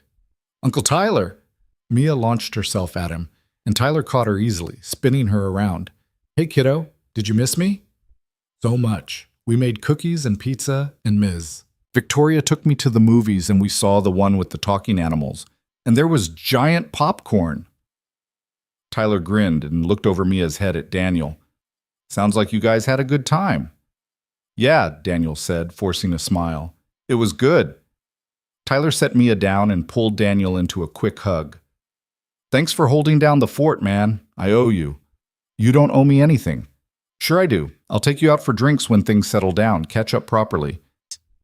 Daniel's throat felt tight. "Sounds good." They went inside, and Tyler spent the next hour telling stories about Chicago, while Mia hung on his every word. Daniel sat on the couch and tried to act normal, tried to laugh at the right moments and ask the right questions, and not think about the fact that he'd betrayed this man in the worst possible way. Around 11, Victoria came home. Daniel heard her car in the driveway and felt every muscle in his body tense. Tyler was in the kitchen making sandwiches. Mia was upstairs getting her drawing supplies to show Tyler the pictures she'd made while he was gone. Daniel was alone in the living room when Victoria walked in. She stopped when she saw him, her hand still on the door handle. "Tyler's home," Daniel said unnecessarily. "I know. I saw his car." They stared at each other across the room, and Daniel saw everything he was feeling reflected in her eyes. Fear, guilt, the desperate wish that they could take it all back. "We can't talk about this," Victoria said quietly. "Not now. Not ever." "I know. What happened last night didn't happen, I know." Her jaw tightened. "Daniel?" "Mom?" Tyler's voice came from the kitchen. "That you?" Victoria's expression smoothed into neutrality so fast it was like watching a mask drop into place. "In here." Tyler appeared in the doorway, wiping his hands on a dish towel. He smiled when he saw his mother. "Hey, how was your meeting?" "Productive." Victoria crossed to him and kissed his cheek in that formal way Daniel had seen her do before. "Welcome home." "Good to be back. You met Daniel, right? And his daughter?" "Yes, they've been very pleasant guests." "Pleasant." The word landed like a slap. Daniel watched Victoria's face and saw nothing there. No warmth, no recognition of what they'd shared. Just polite distance. Tyler looked between them. "Everything okay?" "Fine," Victoria said. "Why?" "I don't know. You both seem tense." "I have another call in 20 minutes. I should prepare." She turned to Daniel and gave him a cool nod. "Mr. Cross, I hope your apartment situation resolves soon." Then she walked away, disappearing into the east wing of the house. Tyler watched her go, shaking his head. "Sorry about that. She's not great with people." "It's fine," Daniel managed. "No, it's not. But that's just how she is. All business, all the time." Tyler clapped him on the shoulder. "Come on, let's eat. I'm starving." They ate lunch together, the three of them, and Daniel went through the motions. He ate, he talked. He laughed when Tyler told a story about a disastrous client dinner. But inside, he was falling apart. He thought he could do this. thought he could pretend nothing had happened. But seeing Victoria look at him like he was a stranger, like he meant nothing, was harder than he'd anticipated. Around 2, his phone buzzed with a text from the building manager. "Apartment ready. You can move back in any time." Daniel stared at the message and felt something twist in his chest. Relief, maybe. Or regret. He couldn't tell anymore. "Everything okay?" Tyler asked. "Yeah, just got word my apartment's ready. I can move back in." "Already? That was fast." "Apparently they worked overtime to get it done." Tyler's expression shifted. "You don't have to rush out, you know. You're welcome to stay as long as you need." "I appreciate that, but we've imposed enough." "You haven't imposed at all. It's been good having you here." Tyler glanced at Mia, who was drawing at the kitchen table. "She's a good kid. You're doing a great job with her." Daniel felt the guilt twist deeper. "Thanks." "I mean it. Single parenting is brutal, and you make it look easy." "It's not easy. I'm just good at pretending." Tyler laughed. "Aren't we all?" They spent the rest of the afternoon packing up Daniel's things. It didn't take long. He'd only brought a few bags to begin with. Mia was subdued, clearly not happy about leaving the house with the pool and the swings. Daniel promised they'd come back to visit, even as he wondered if that would ever actually happen. Victoria didn't reappear. At 4:30, Daniel loaded the last bag into his car. Tyler stood in the driveway with them, his hands in his pockets. "Thanks again for everything," Daniel said. "I owe you. Big time. You don't owe me anything. That's what friends are for." Tyler pulled him into another hug. "Let's get dinner next week. Catch up properly without work getting in the way." "Yeah, definitely." Tyler crouched down to Mia's level. "You take care of your dad, okay? And if you ever want to come back and use the pool, just let me know." "Okay." Mia's voice was small. "Bye, Uncle Tyler." "Bye, kiddo." Daniel got Mia buckled into the back seat, then climbed into the driver's seat. He started the engine and was about to pull away when he saw movement in one of the upstairs windows. Victoria stood there, barely visible behind the glass, watching them leave. Their eyes met for one brief moment, then she turned away, and the window was empty. Daniel drove out of the neighborhood and tried not to think about the fact that he'd just left behind the only woman he'd felt anything real for in years. The apartment looked different, cleaner. The ceiling had been patched and repainted. New carpet had been laid down. It smelled like fresh paint and chemical cleaners instead of home. Mia walked through the room slowly, touching things like she was reacquainting herself with a place she'd almost forgotten. "It looks weird," she said finally. "Yeah, but it's ours." "I like Tyler's house better." "I know, sweetheart, but this is where we live." She nodded, but didn't look convinced. Daniel spent the evening unpacking and trying to settle back into their old routine. Dinner, bath time, stories before bed, everything they'd done 1,000 times before. But it all felt hollow now, like going through the motions of a life that didn't quite fit anymore. After Mia was asleep, Daniel sat on the couch with a beer and stared at his phone. He wanted to text Victoria, wanted to call her, wanted to hear her voice and know that last night had meant something to her too. But he didn't, because she'd made it clear that what happened between them was over. A mistake. Something to be buried and forgotten. He drained his beer and went to bed and dreamed of dark eyes and whispered confessions in the dark. The next week crawled by. Daniel went to work, picked Mia up from school, made dinner, did laundry. All the normal things. But nothing felt normal. He kept catching himself thinking about Victoria, wondering what she was doing, whether she thought about him at all. Tyler texted a few times, trying to set up that dinner they'd talked about. Daniel put him off with vague excuses about work being busy. The truth was, he didn't trust himself to sit across from Tyler and pretend everything was fine. On Thursday, his phone rang at 11 at night. Unknown number. Daniel almost didn't answer, but something made him pick up. "Hello? It's me." Victoria's voice was quiet, strained. Daniel sat up, his heart suddenly pounding. "Victoria, what's wrong?" Nothing. Everything. I don't know." He heard her take a shaky breath. "I shouldn't have called. This was a mistake." "Wait, don't hang up." Silence. Then, I can't stop thinking about you. Daniel closed his eyes. I can't stop thinking about you either. We agreed this was over. I know. We agreed to forget it ever happened. I know. So why can't I do it? Her voice broke slightly. Why can't I just go back to normal and pretend you don't exist? Because it meant something for both of us. It can't mean anything, Daniel. You know that. If Tyler finds out, he won't find out. Not unless we tell him. Victoria laughed, but it wasn't a happy sound. You think we can just keep this secret forever? Sneak around behind his back like teenagers? I don't know what I think. I just know I can't walk away from you. You have to. We both do. For Tyler's sake, for Mia's sake. What about our sake? We don't matter. Not compared to them. Daniel felt anger flare in his chest. That's bullshit, and you know it. We matter. What we feel matters. Feelings don't change facts. You're Tyler's best friend. I'm his mother. What we did was a betrayal. Continuing it would be worse. So that's it? One night and we never speak again? That was the agreement. I didn't agree to fall in love with you. The words were out before Daniel could stop them.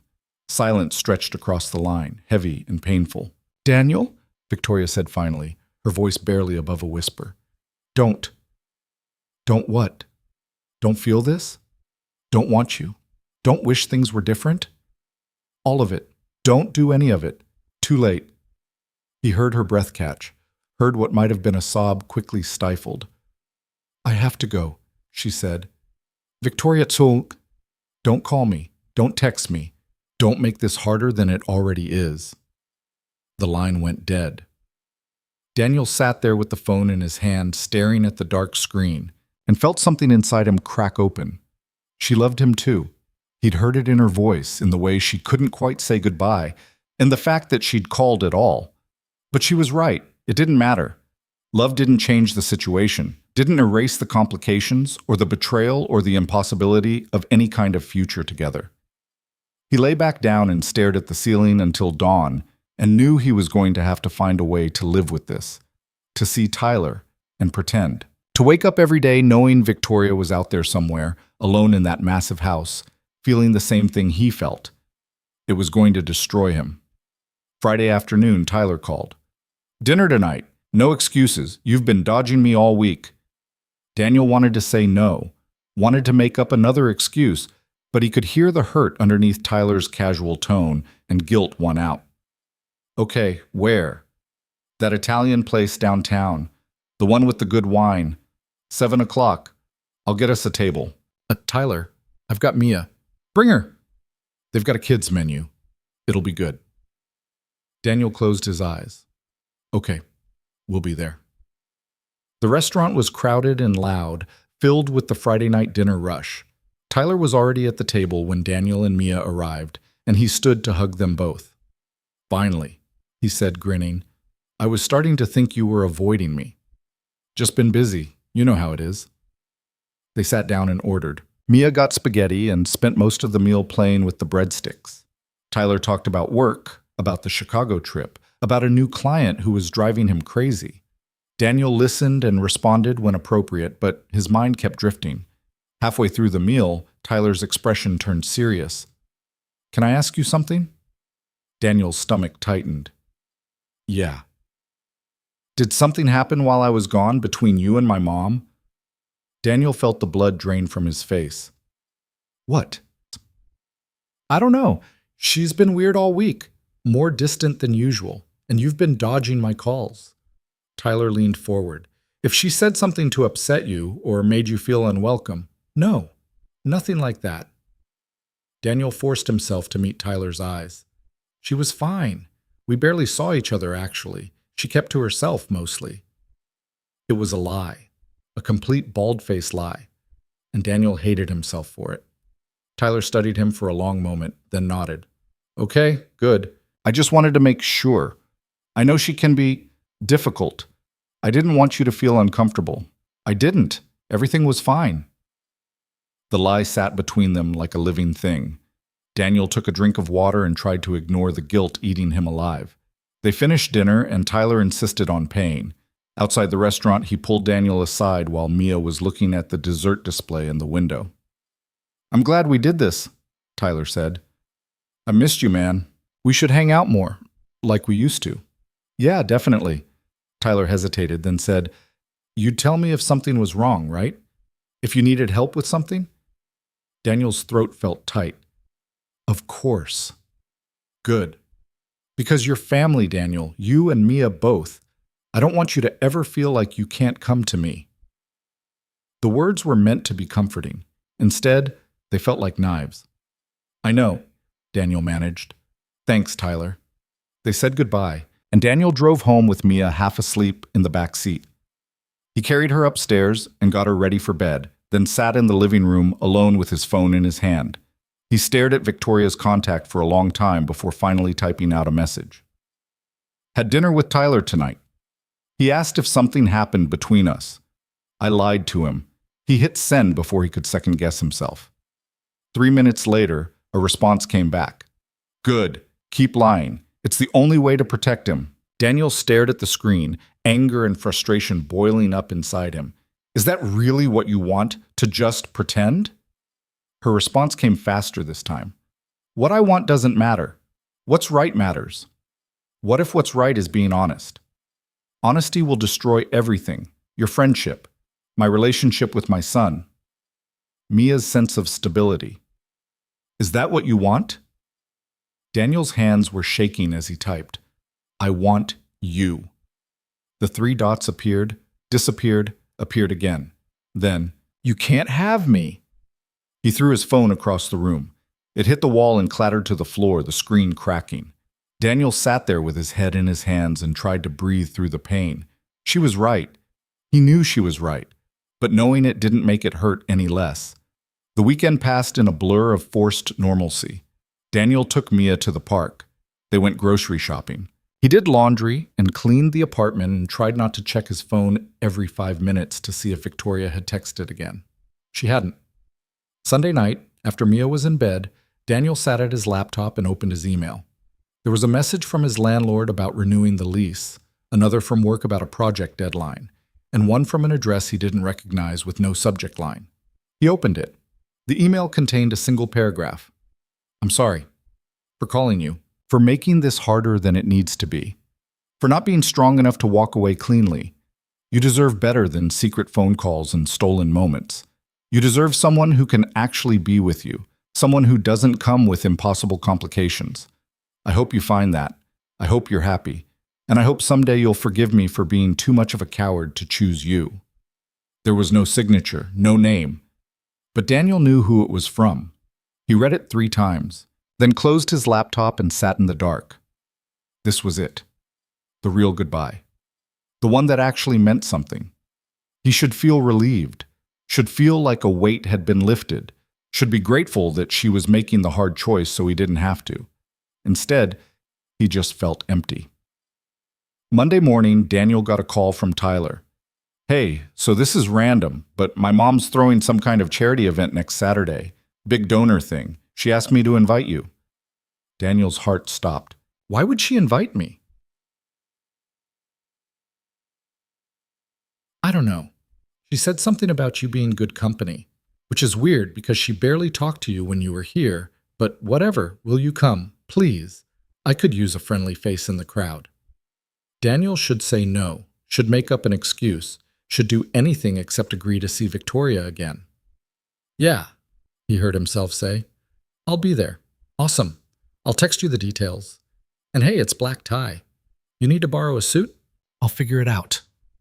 He hung up and stared at his phone, his mind racing. Victoria had invited him. After everything she'd said about staying away, about keeping their distance, she'd invited him to an event where they'd be in the same room, breathing the same air, pretending to be strangers. It was either the cruelest thing she could have done or a sign that she was just as unable to let go as he was. Daniel didn't know which option scared him more. The rental tuxedo fit poorly. Daniel stood in front of his bathroom mirror Saturday evening, tugging at the collar and wondering what the hell he was doing. The bow tie sat crooked no matter how many times he adjusted it, and the jacket pulled tight across his shoulders in a way that made him feel like a kid playing dress-up. Mia appeared in the doorway, already in her pajamas, even though it was only 6:30. Rachel had canceled her weekend visit at the last minute, some work emergency, which meant Daniel had scrambled to find a babysitter. Mrs. Chen from downstairs had agreed to watch Mia for the evening, but she wouldn't be here for another 20 minutes. "You look fancy," Mia said. "I look ridiculous." "No, you look nice, like a prince." Daniel smiled despite himself. "Thanks, sweetheart." "Are you going to see Ms. Victoria?" The question caught him off guard. "What makes you ask that?" Mia shrugged. "Uncle Tyler said you were going to a party at his house. Ms. Victoria lives there." "Yeah, I'll probably see her. Will you tell her I said hi?" Daniel crouched down to Mia's level, his chest tight. "Of course. I miss her. She was nice." "I know you do. Do you miss her too?" Daniel looked at his daughter, at her open, honest face, and knew he couldn't lie to her. "Yeah, I do." "Then why don't we visit?" "It's complicated, Mia." That's what grown-ups always say when they don't want to explain something. She wasn't wrong. Daniel pulled her into a hug, breathing in the strawberry scent of her shampoo, and tried to find words that would make sense to a 5-year-old. Sometimes people care about each other, but being together would make things harder for everyone else they love. So they have to stay apart, even when it hurts.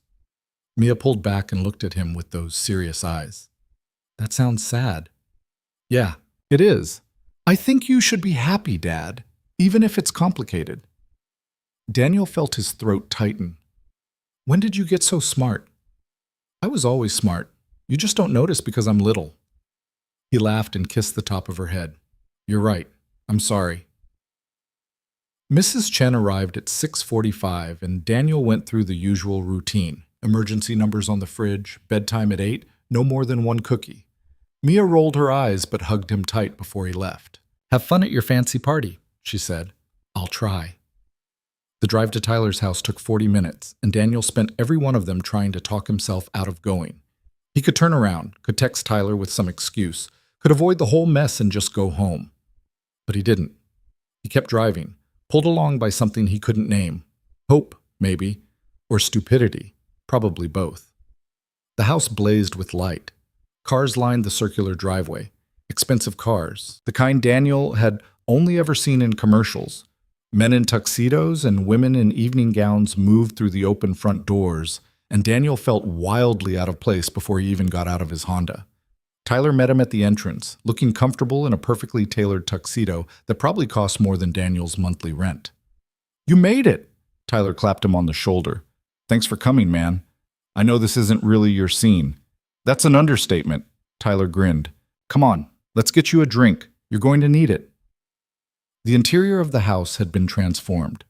What Daniel remembered as elegant but lived in now looked like something from a magazine. White flowers everywhere. Servers in crisp uniforms carrying trays of champagne and hors d'oeuvres, a string quartet playing in the corner, at least 100 people milling around, all of them looking like they belonged in this world. Daniel accepted a glass of champagne from a passing server and tried not to stare. "Overwhelming, right?" Tyler said. "My mom goes all out for these things. It's about image as much as charity. Show the donors how successful she is so they'll want to be part of it. Does it work?" "Always. She raised $2 million at the last one." Tyler scanned the crowd. "She's around here somewhere, probably networking. That's all she ever does at these things." Daniel's heart was pounding. He took a sip of champagne and immediately regretted it. Too sweet, too bubbly.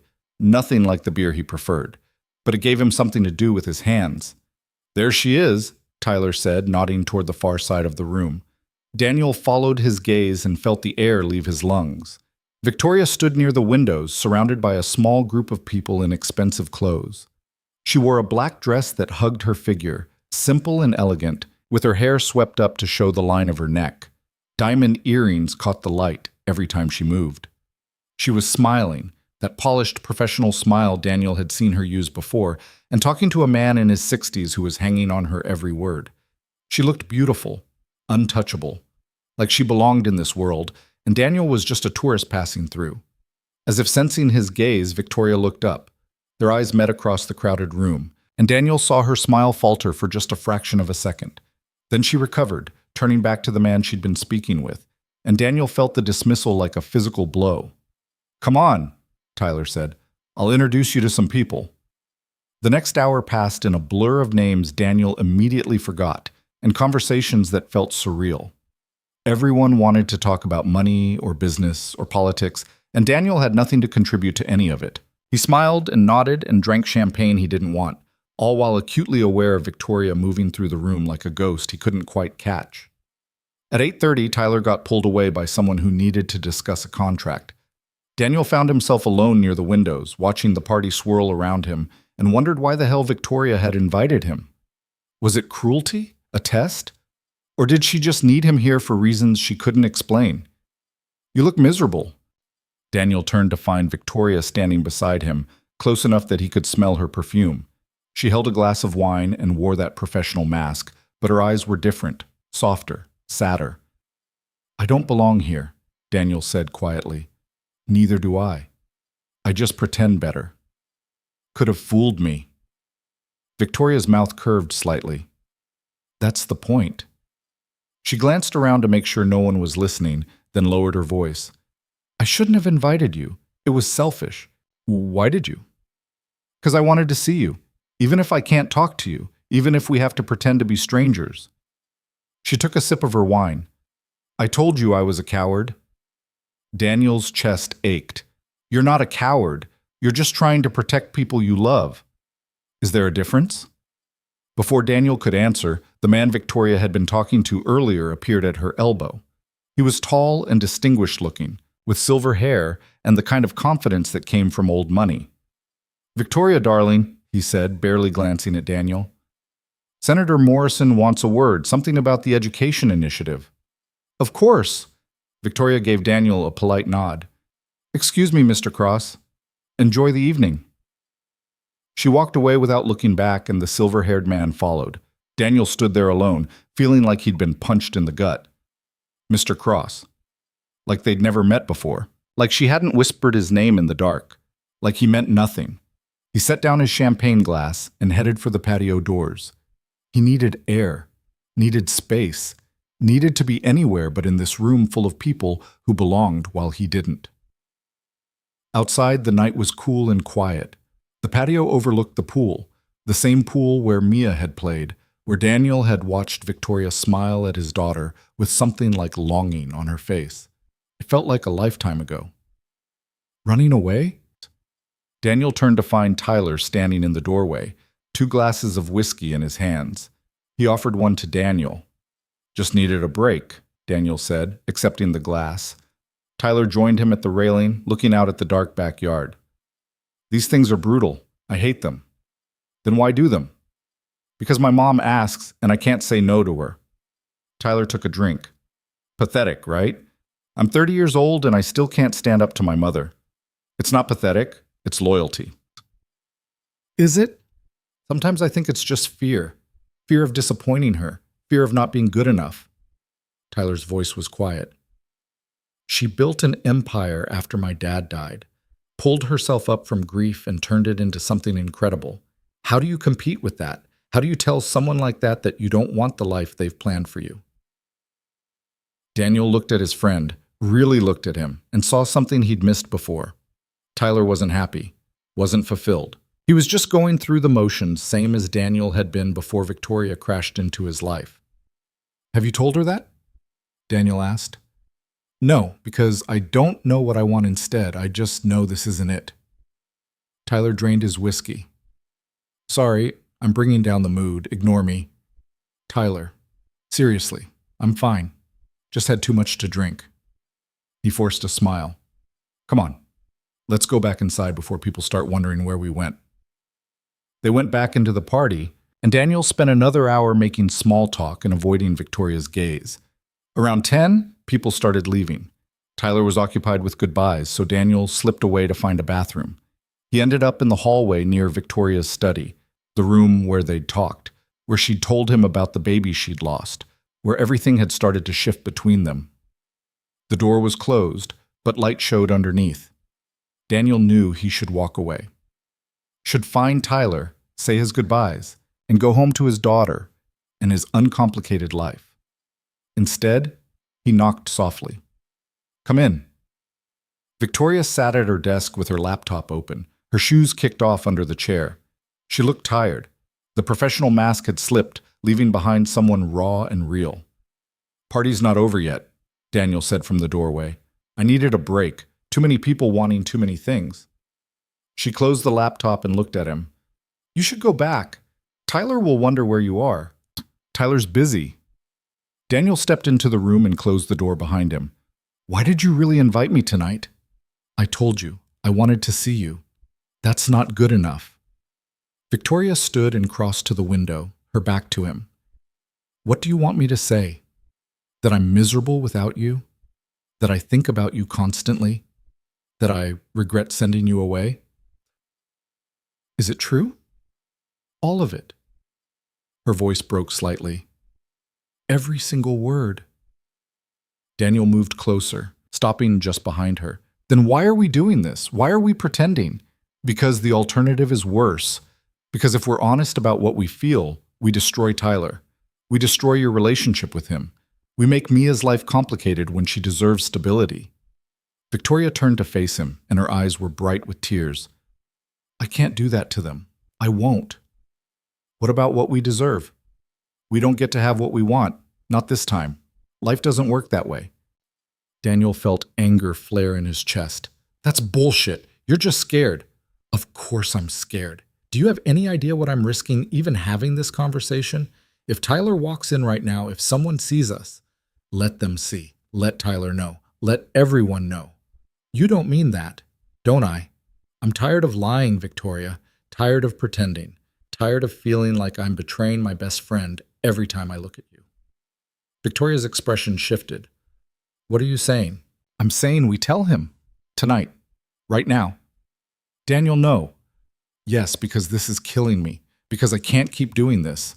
Because Tyler deserves the truth, and so do we." Victoria stared at him, her face pale. "He'll never forgive us." "Maybe not, but at least we'll be honest." "And what about Mia? What happens when she loses Tyler because of this?" That stopped Daniel cold. He hadn't thought about that, about how his daughter would feel when Uncle Tyler stopped coming around, when the big house with the pool became off limits, when another person she cared about disappeared from her life. "She'll understand," he said, but even he could hear how weak it sounded. "Will she? She's 5 years old, Daniel. All she'll know is that the people she loves aren't in her life anymore, and it'll be our fault." Daniel felt his resolve crumbling. Victoria was right. She was always right. But that didn't make it hurt any less. "So what do we do?" he asked quietly. "Just stay away from each other forever? Pretend we never met?" "I don't know. I wish I did." They stood there in the dim light of the study, close enough to touch but miles apart, and Daniel felt the weight of impossible choices pressing down on him. Then the door opened. Tyler stood in the doorway, his expression shifting from confusion to something harder as he looked between them. "What's going on?" Daniel's heart stopped. "Tyler, I've been looking for you everywhere. One of the guests wanted to meet you, Mom, and you just disappeared." Tyler's eyes narrowed. "What are you doing in here with Daniel?" "We were just talking," Victoria said, her voice steady. "About what?" The question hung in the air. Daniel could feel everything about to come crashing down, could see the moment of truth arriving whether they wanted it or not. "About me," Daniel said before he could stop himself. "About my apartment situation. Your mom was asking if I needed any help. It was a lie. A terrible, obvious lie." But Tyler's expression softened slightly. "Oh, that's nice of you, Mom." He looked at Daniel. "Everything sorted out with the landlord?" "Yeah, all fixed." Tyler nodded slowly, but his gaze lingered on both of them like he knew something was off. "Okay. Well, the party's winding down. I was going to say goodbye to the last few guests if you want to join me." "I'll be right there," Victoria said.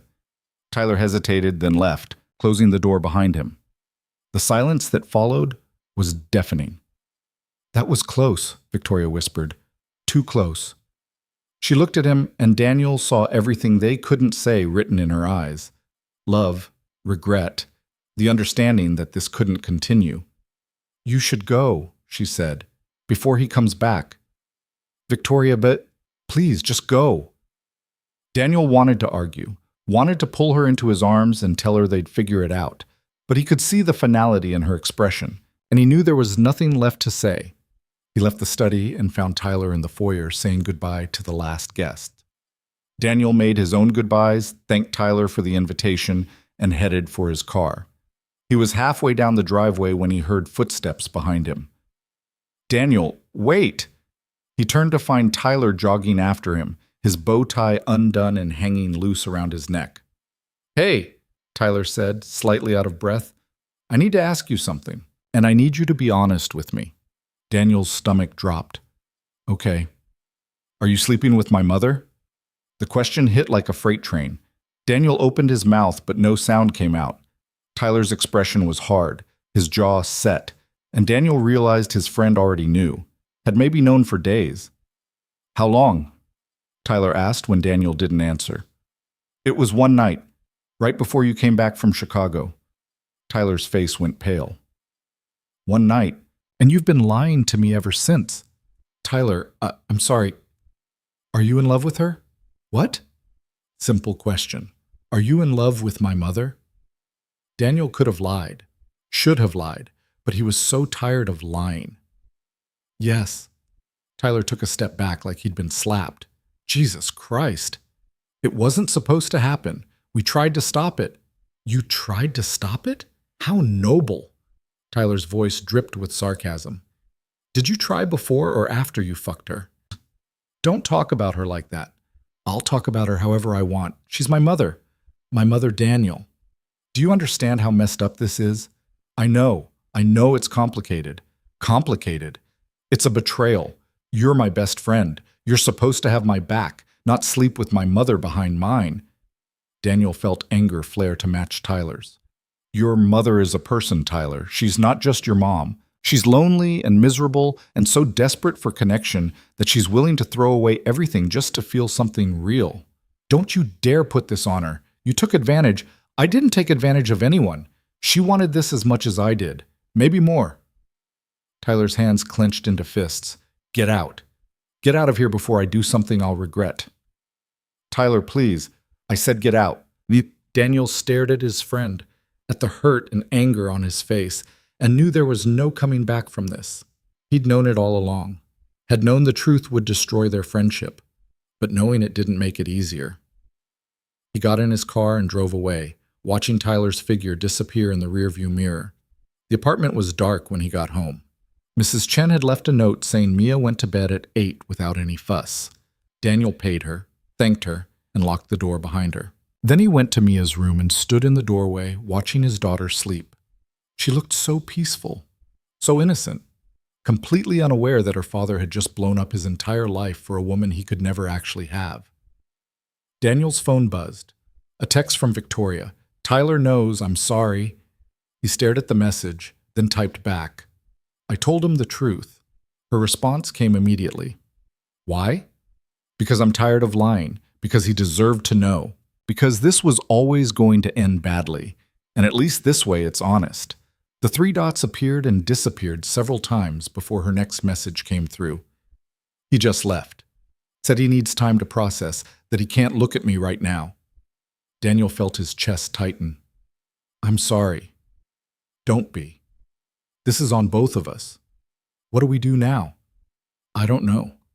Daniel sat down on the floor outside Mia's room and leaned against the wall. He thought about calling Victoria, thought about driving back to the house, thought about all the things he could say or do that might make this better. But there was nothing. No magic words, no grand gesture. Just 2 people who'd wanted something they couldn't have and had destroyed lives trying to get it. His phone rang. Tyler's name on the screen. Daniel answered. "Tyler, just don't." Tyler's voice was rough. "I called to tell you we're done. Our friendship is over. I don't want to see you. I don't want to talk to you. Stay away from me and stay away from my mother. Tyler, please. I trusted you. I brought you into my home. I treated you like family, and you repaid that by sleeping with my mother. It wasn't like that. Then what was it like? Enlighten me." Daniel closed his eyes. "I fell in love with her. I didn't mean to. I didn't want to. But I did. And she feels the same way. You don't know what she feels. I do, because she told me. Because for the first time in 20 years, she let someone see her as something other than a success story. And I saw her, really saw her. The loneliness, the regret, the desperate need to be seen as human. Tyler was quiet for a long moment. When he spoke again, his voice was quieter, sadder. She's been lonely my whole life. I've watched her build walls around herself so high nobody could get through. I've watched her choose work over everything else, over me, over happiness, over any kind of real life.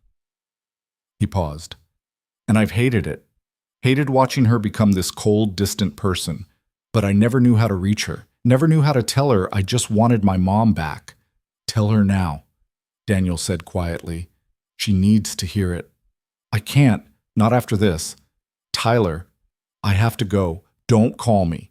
Don't text. Just leave us alone. The line went dead. Daniel sat there on the floor, phone in hand, and felt everything finally hit him. He'd lost his best friend, complicated Victoria's relationship with her son, all for something that couldn't actually work. And the worst part was, he still loved her, still wanted her, still couldn't imagine just walking away. His phone buzzed again. Another text from Victoria. I love you. I need you to know that. Whatever happens next, I love you. Daniel read the message 3 times, his vision blurring with tears he refused to let fall. Then he typed back the only thing he could. I love you too, and I don't know how to stop. But the next week was hell. Daniel went through the motions at work, but his mind was elsewhere.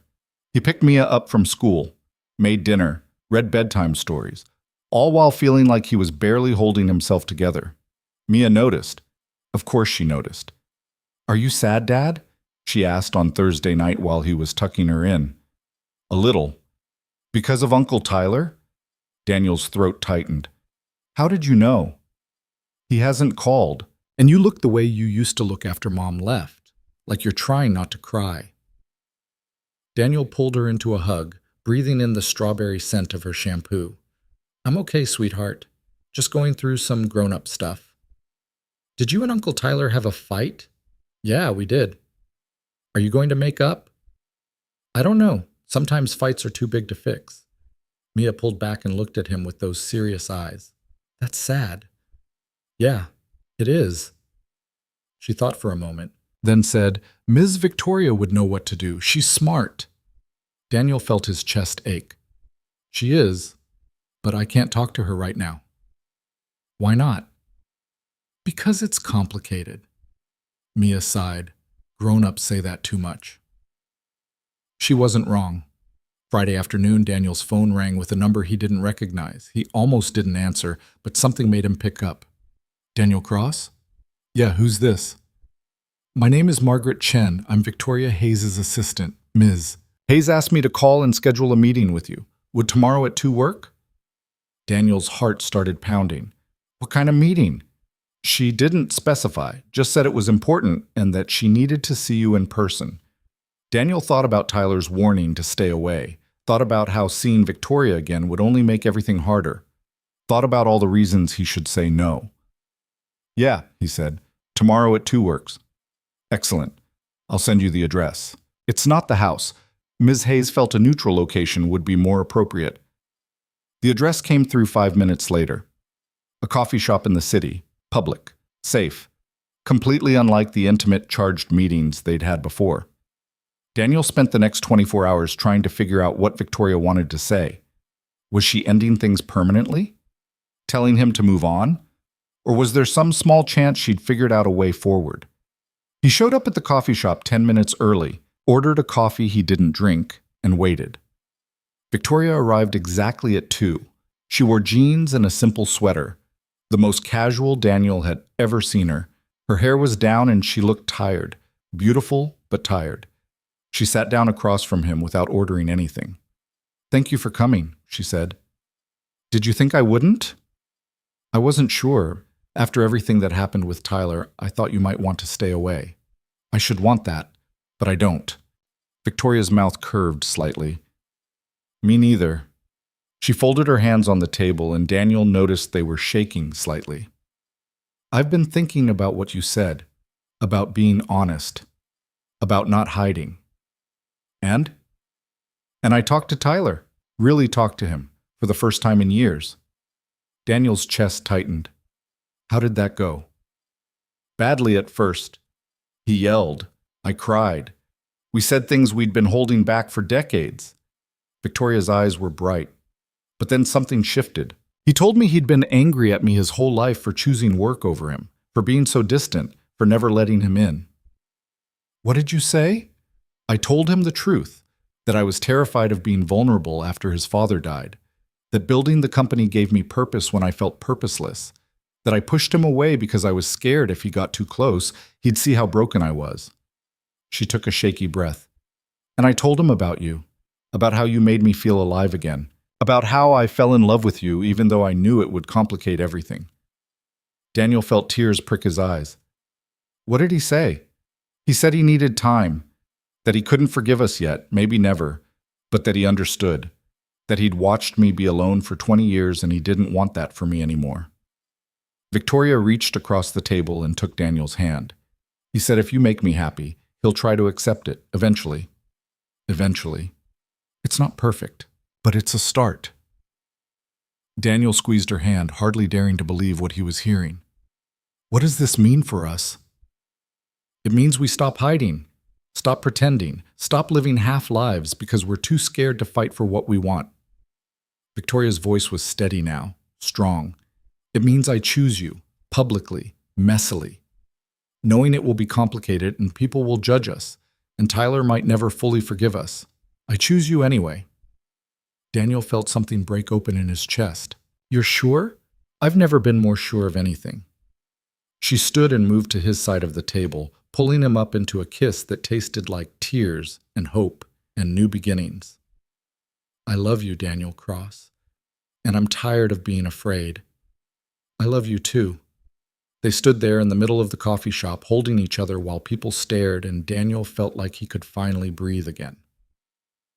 3 months later, Daniel stood in Victoria's kitchen, their kitchen now, making pancakes while Mia set the table.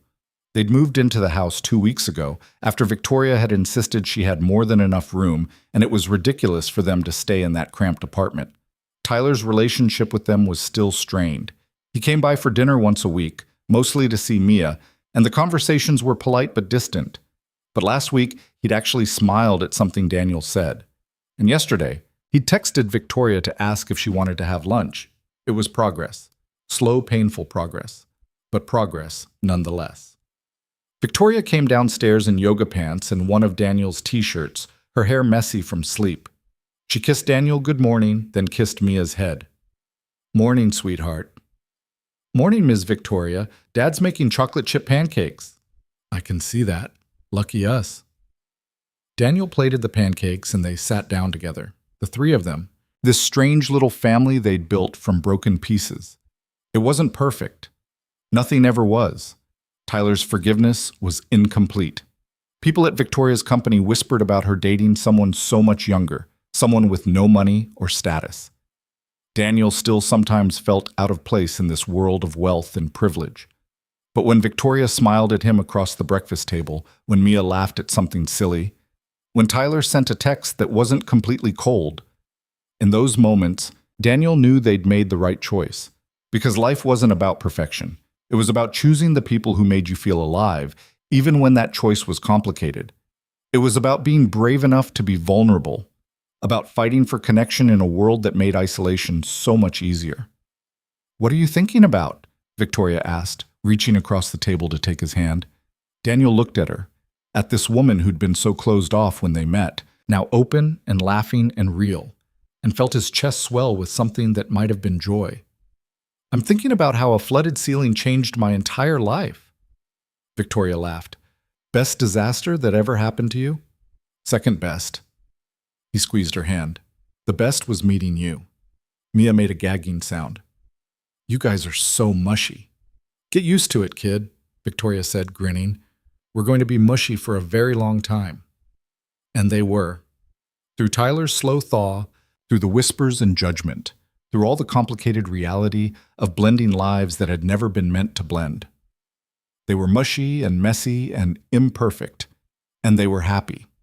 Because sometimes the best things in life are the ones you never see coming, the ones that don't make sense on paper, the ones that require you to be brave enough to choose love over logic, connection over safety, vulnerability over control. Daniel had spent 4 years building a life designed to protect him and Mia from pain. And then Victoria had walked into that life and shattered every defense he'd built. She'd made him feel again, made him want again, made him believe that maybe, just maybe, he deserved more than just surviving. He'd been terrified. They both had been. But they'd chosen each other anyway. And in the end, that made all the difference.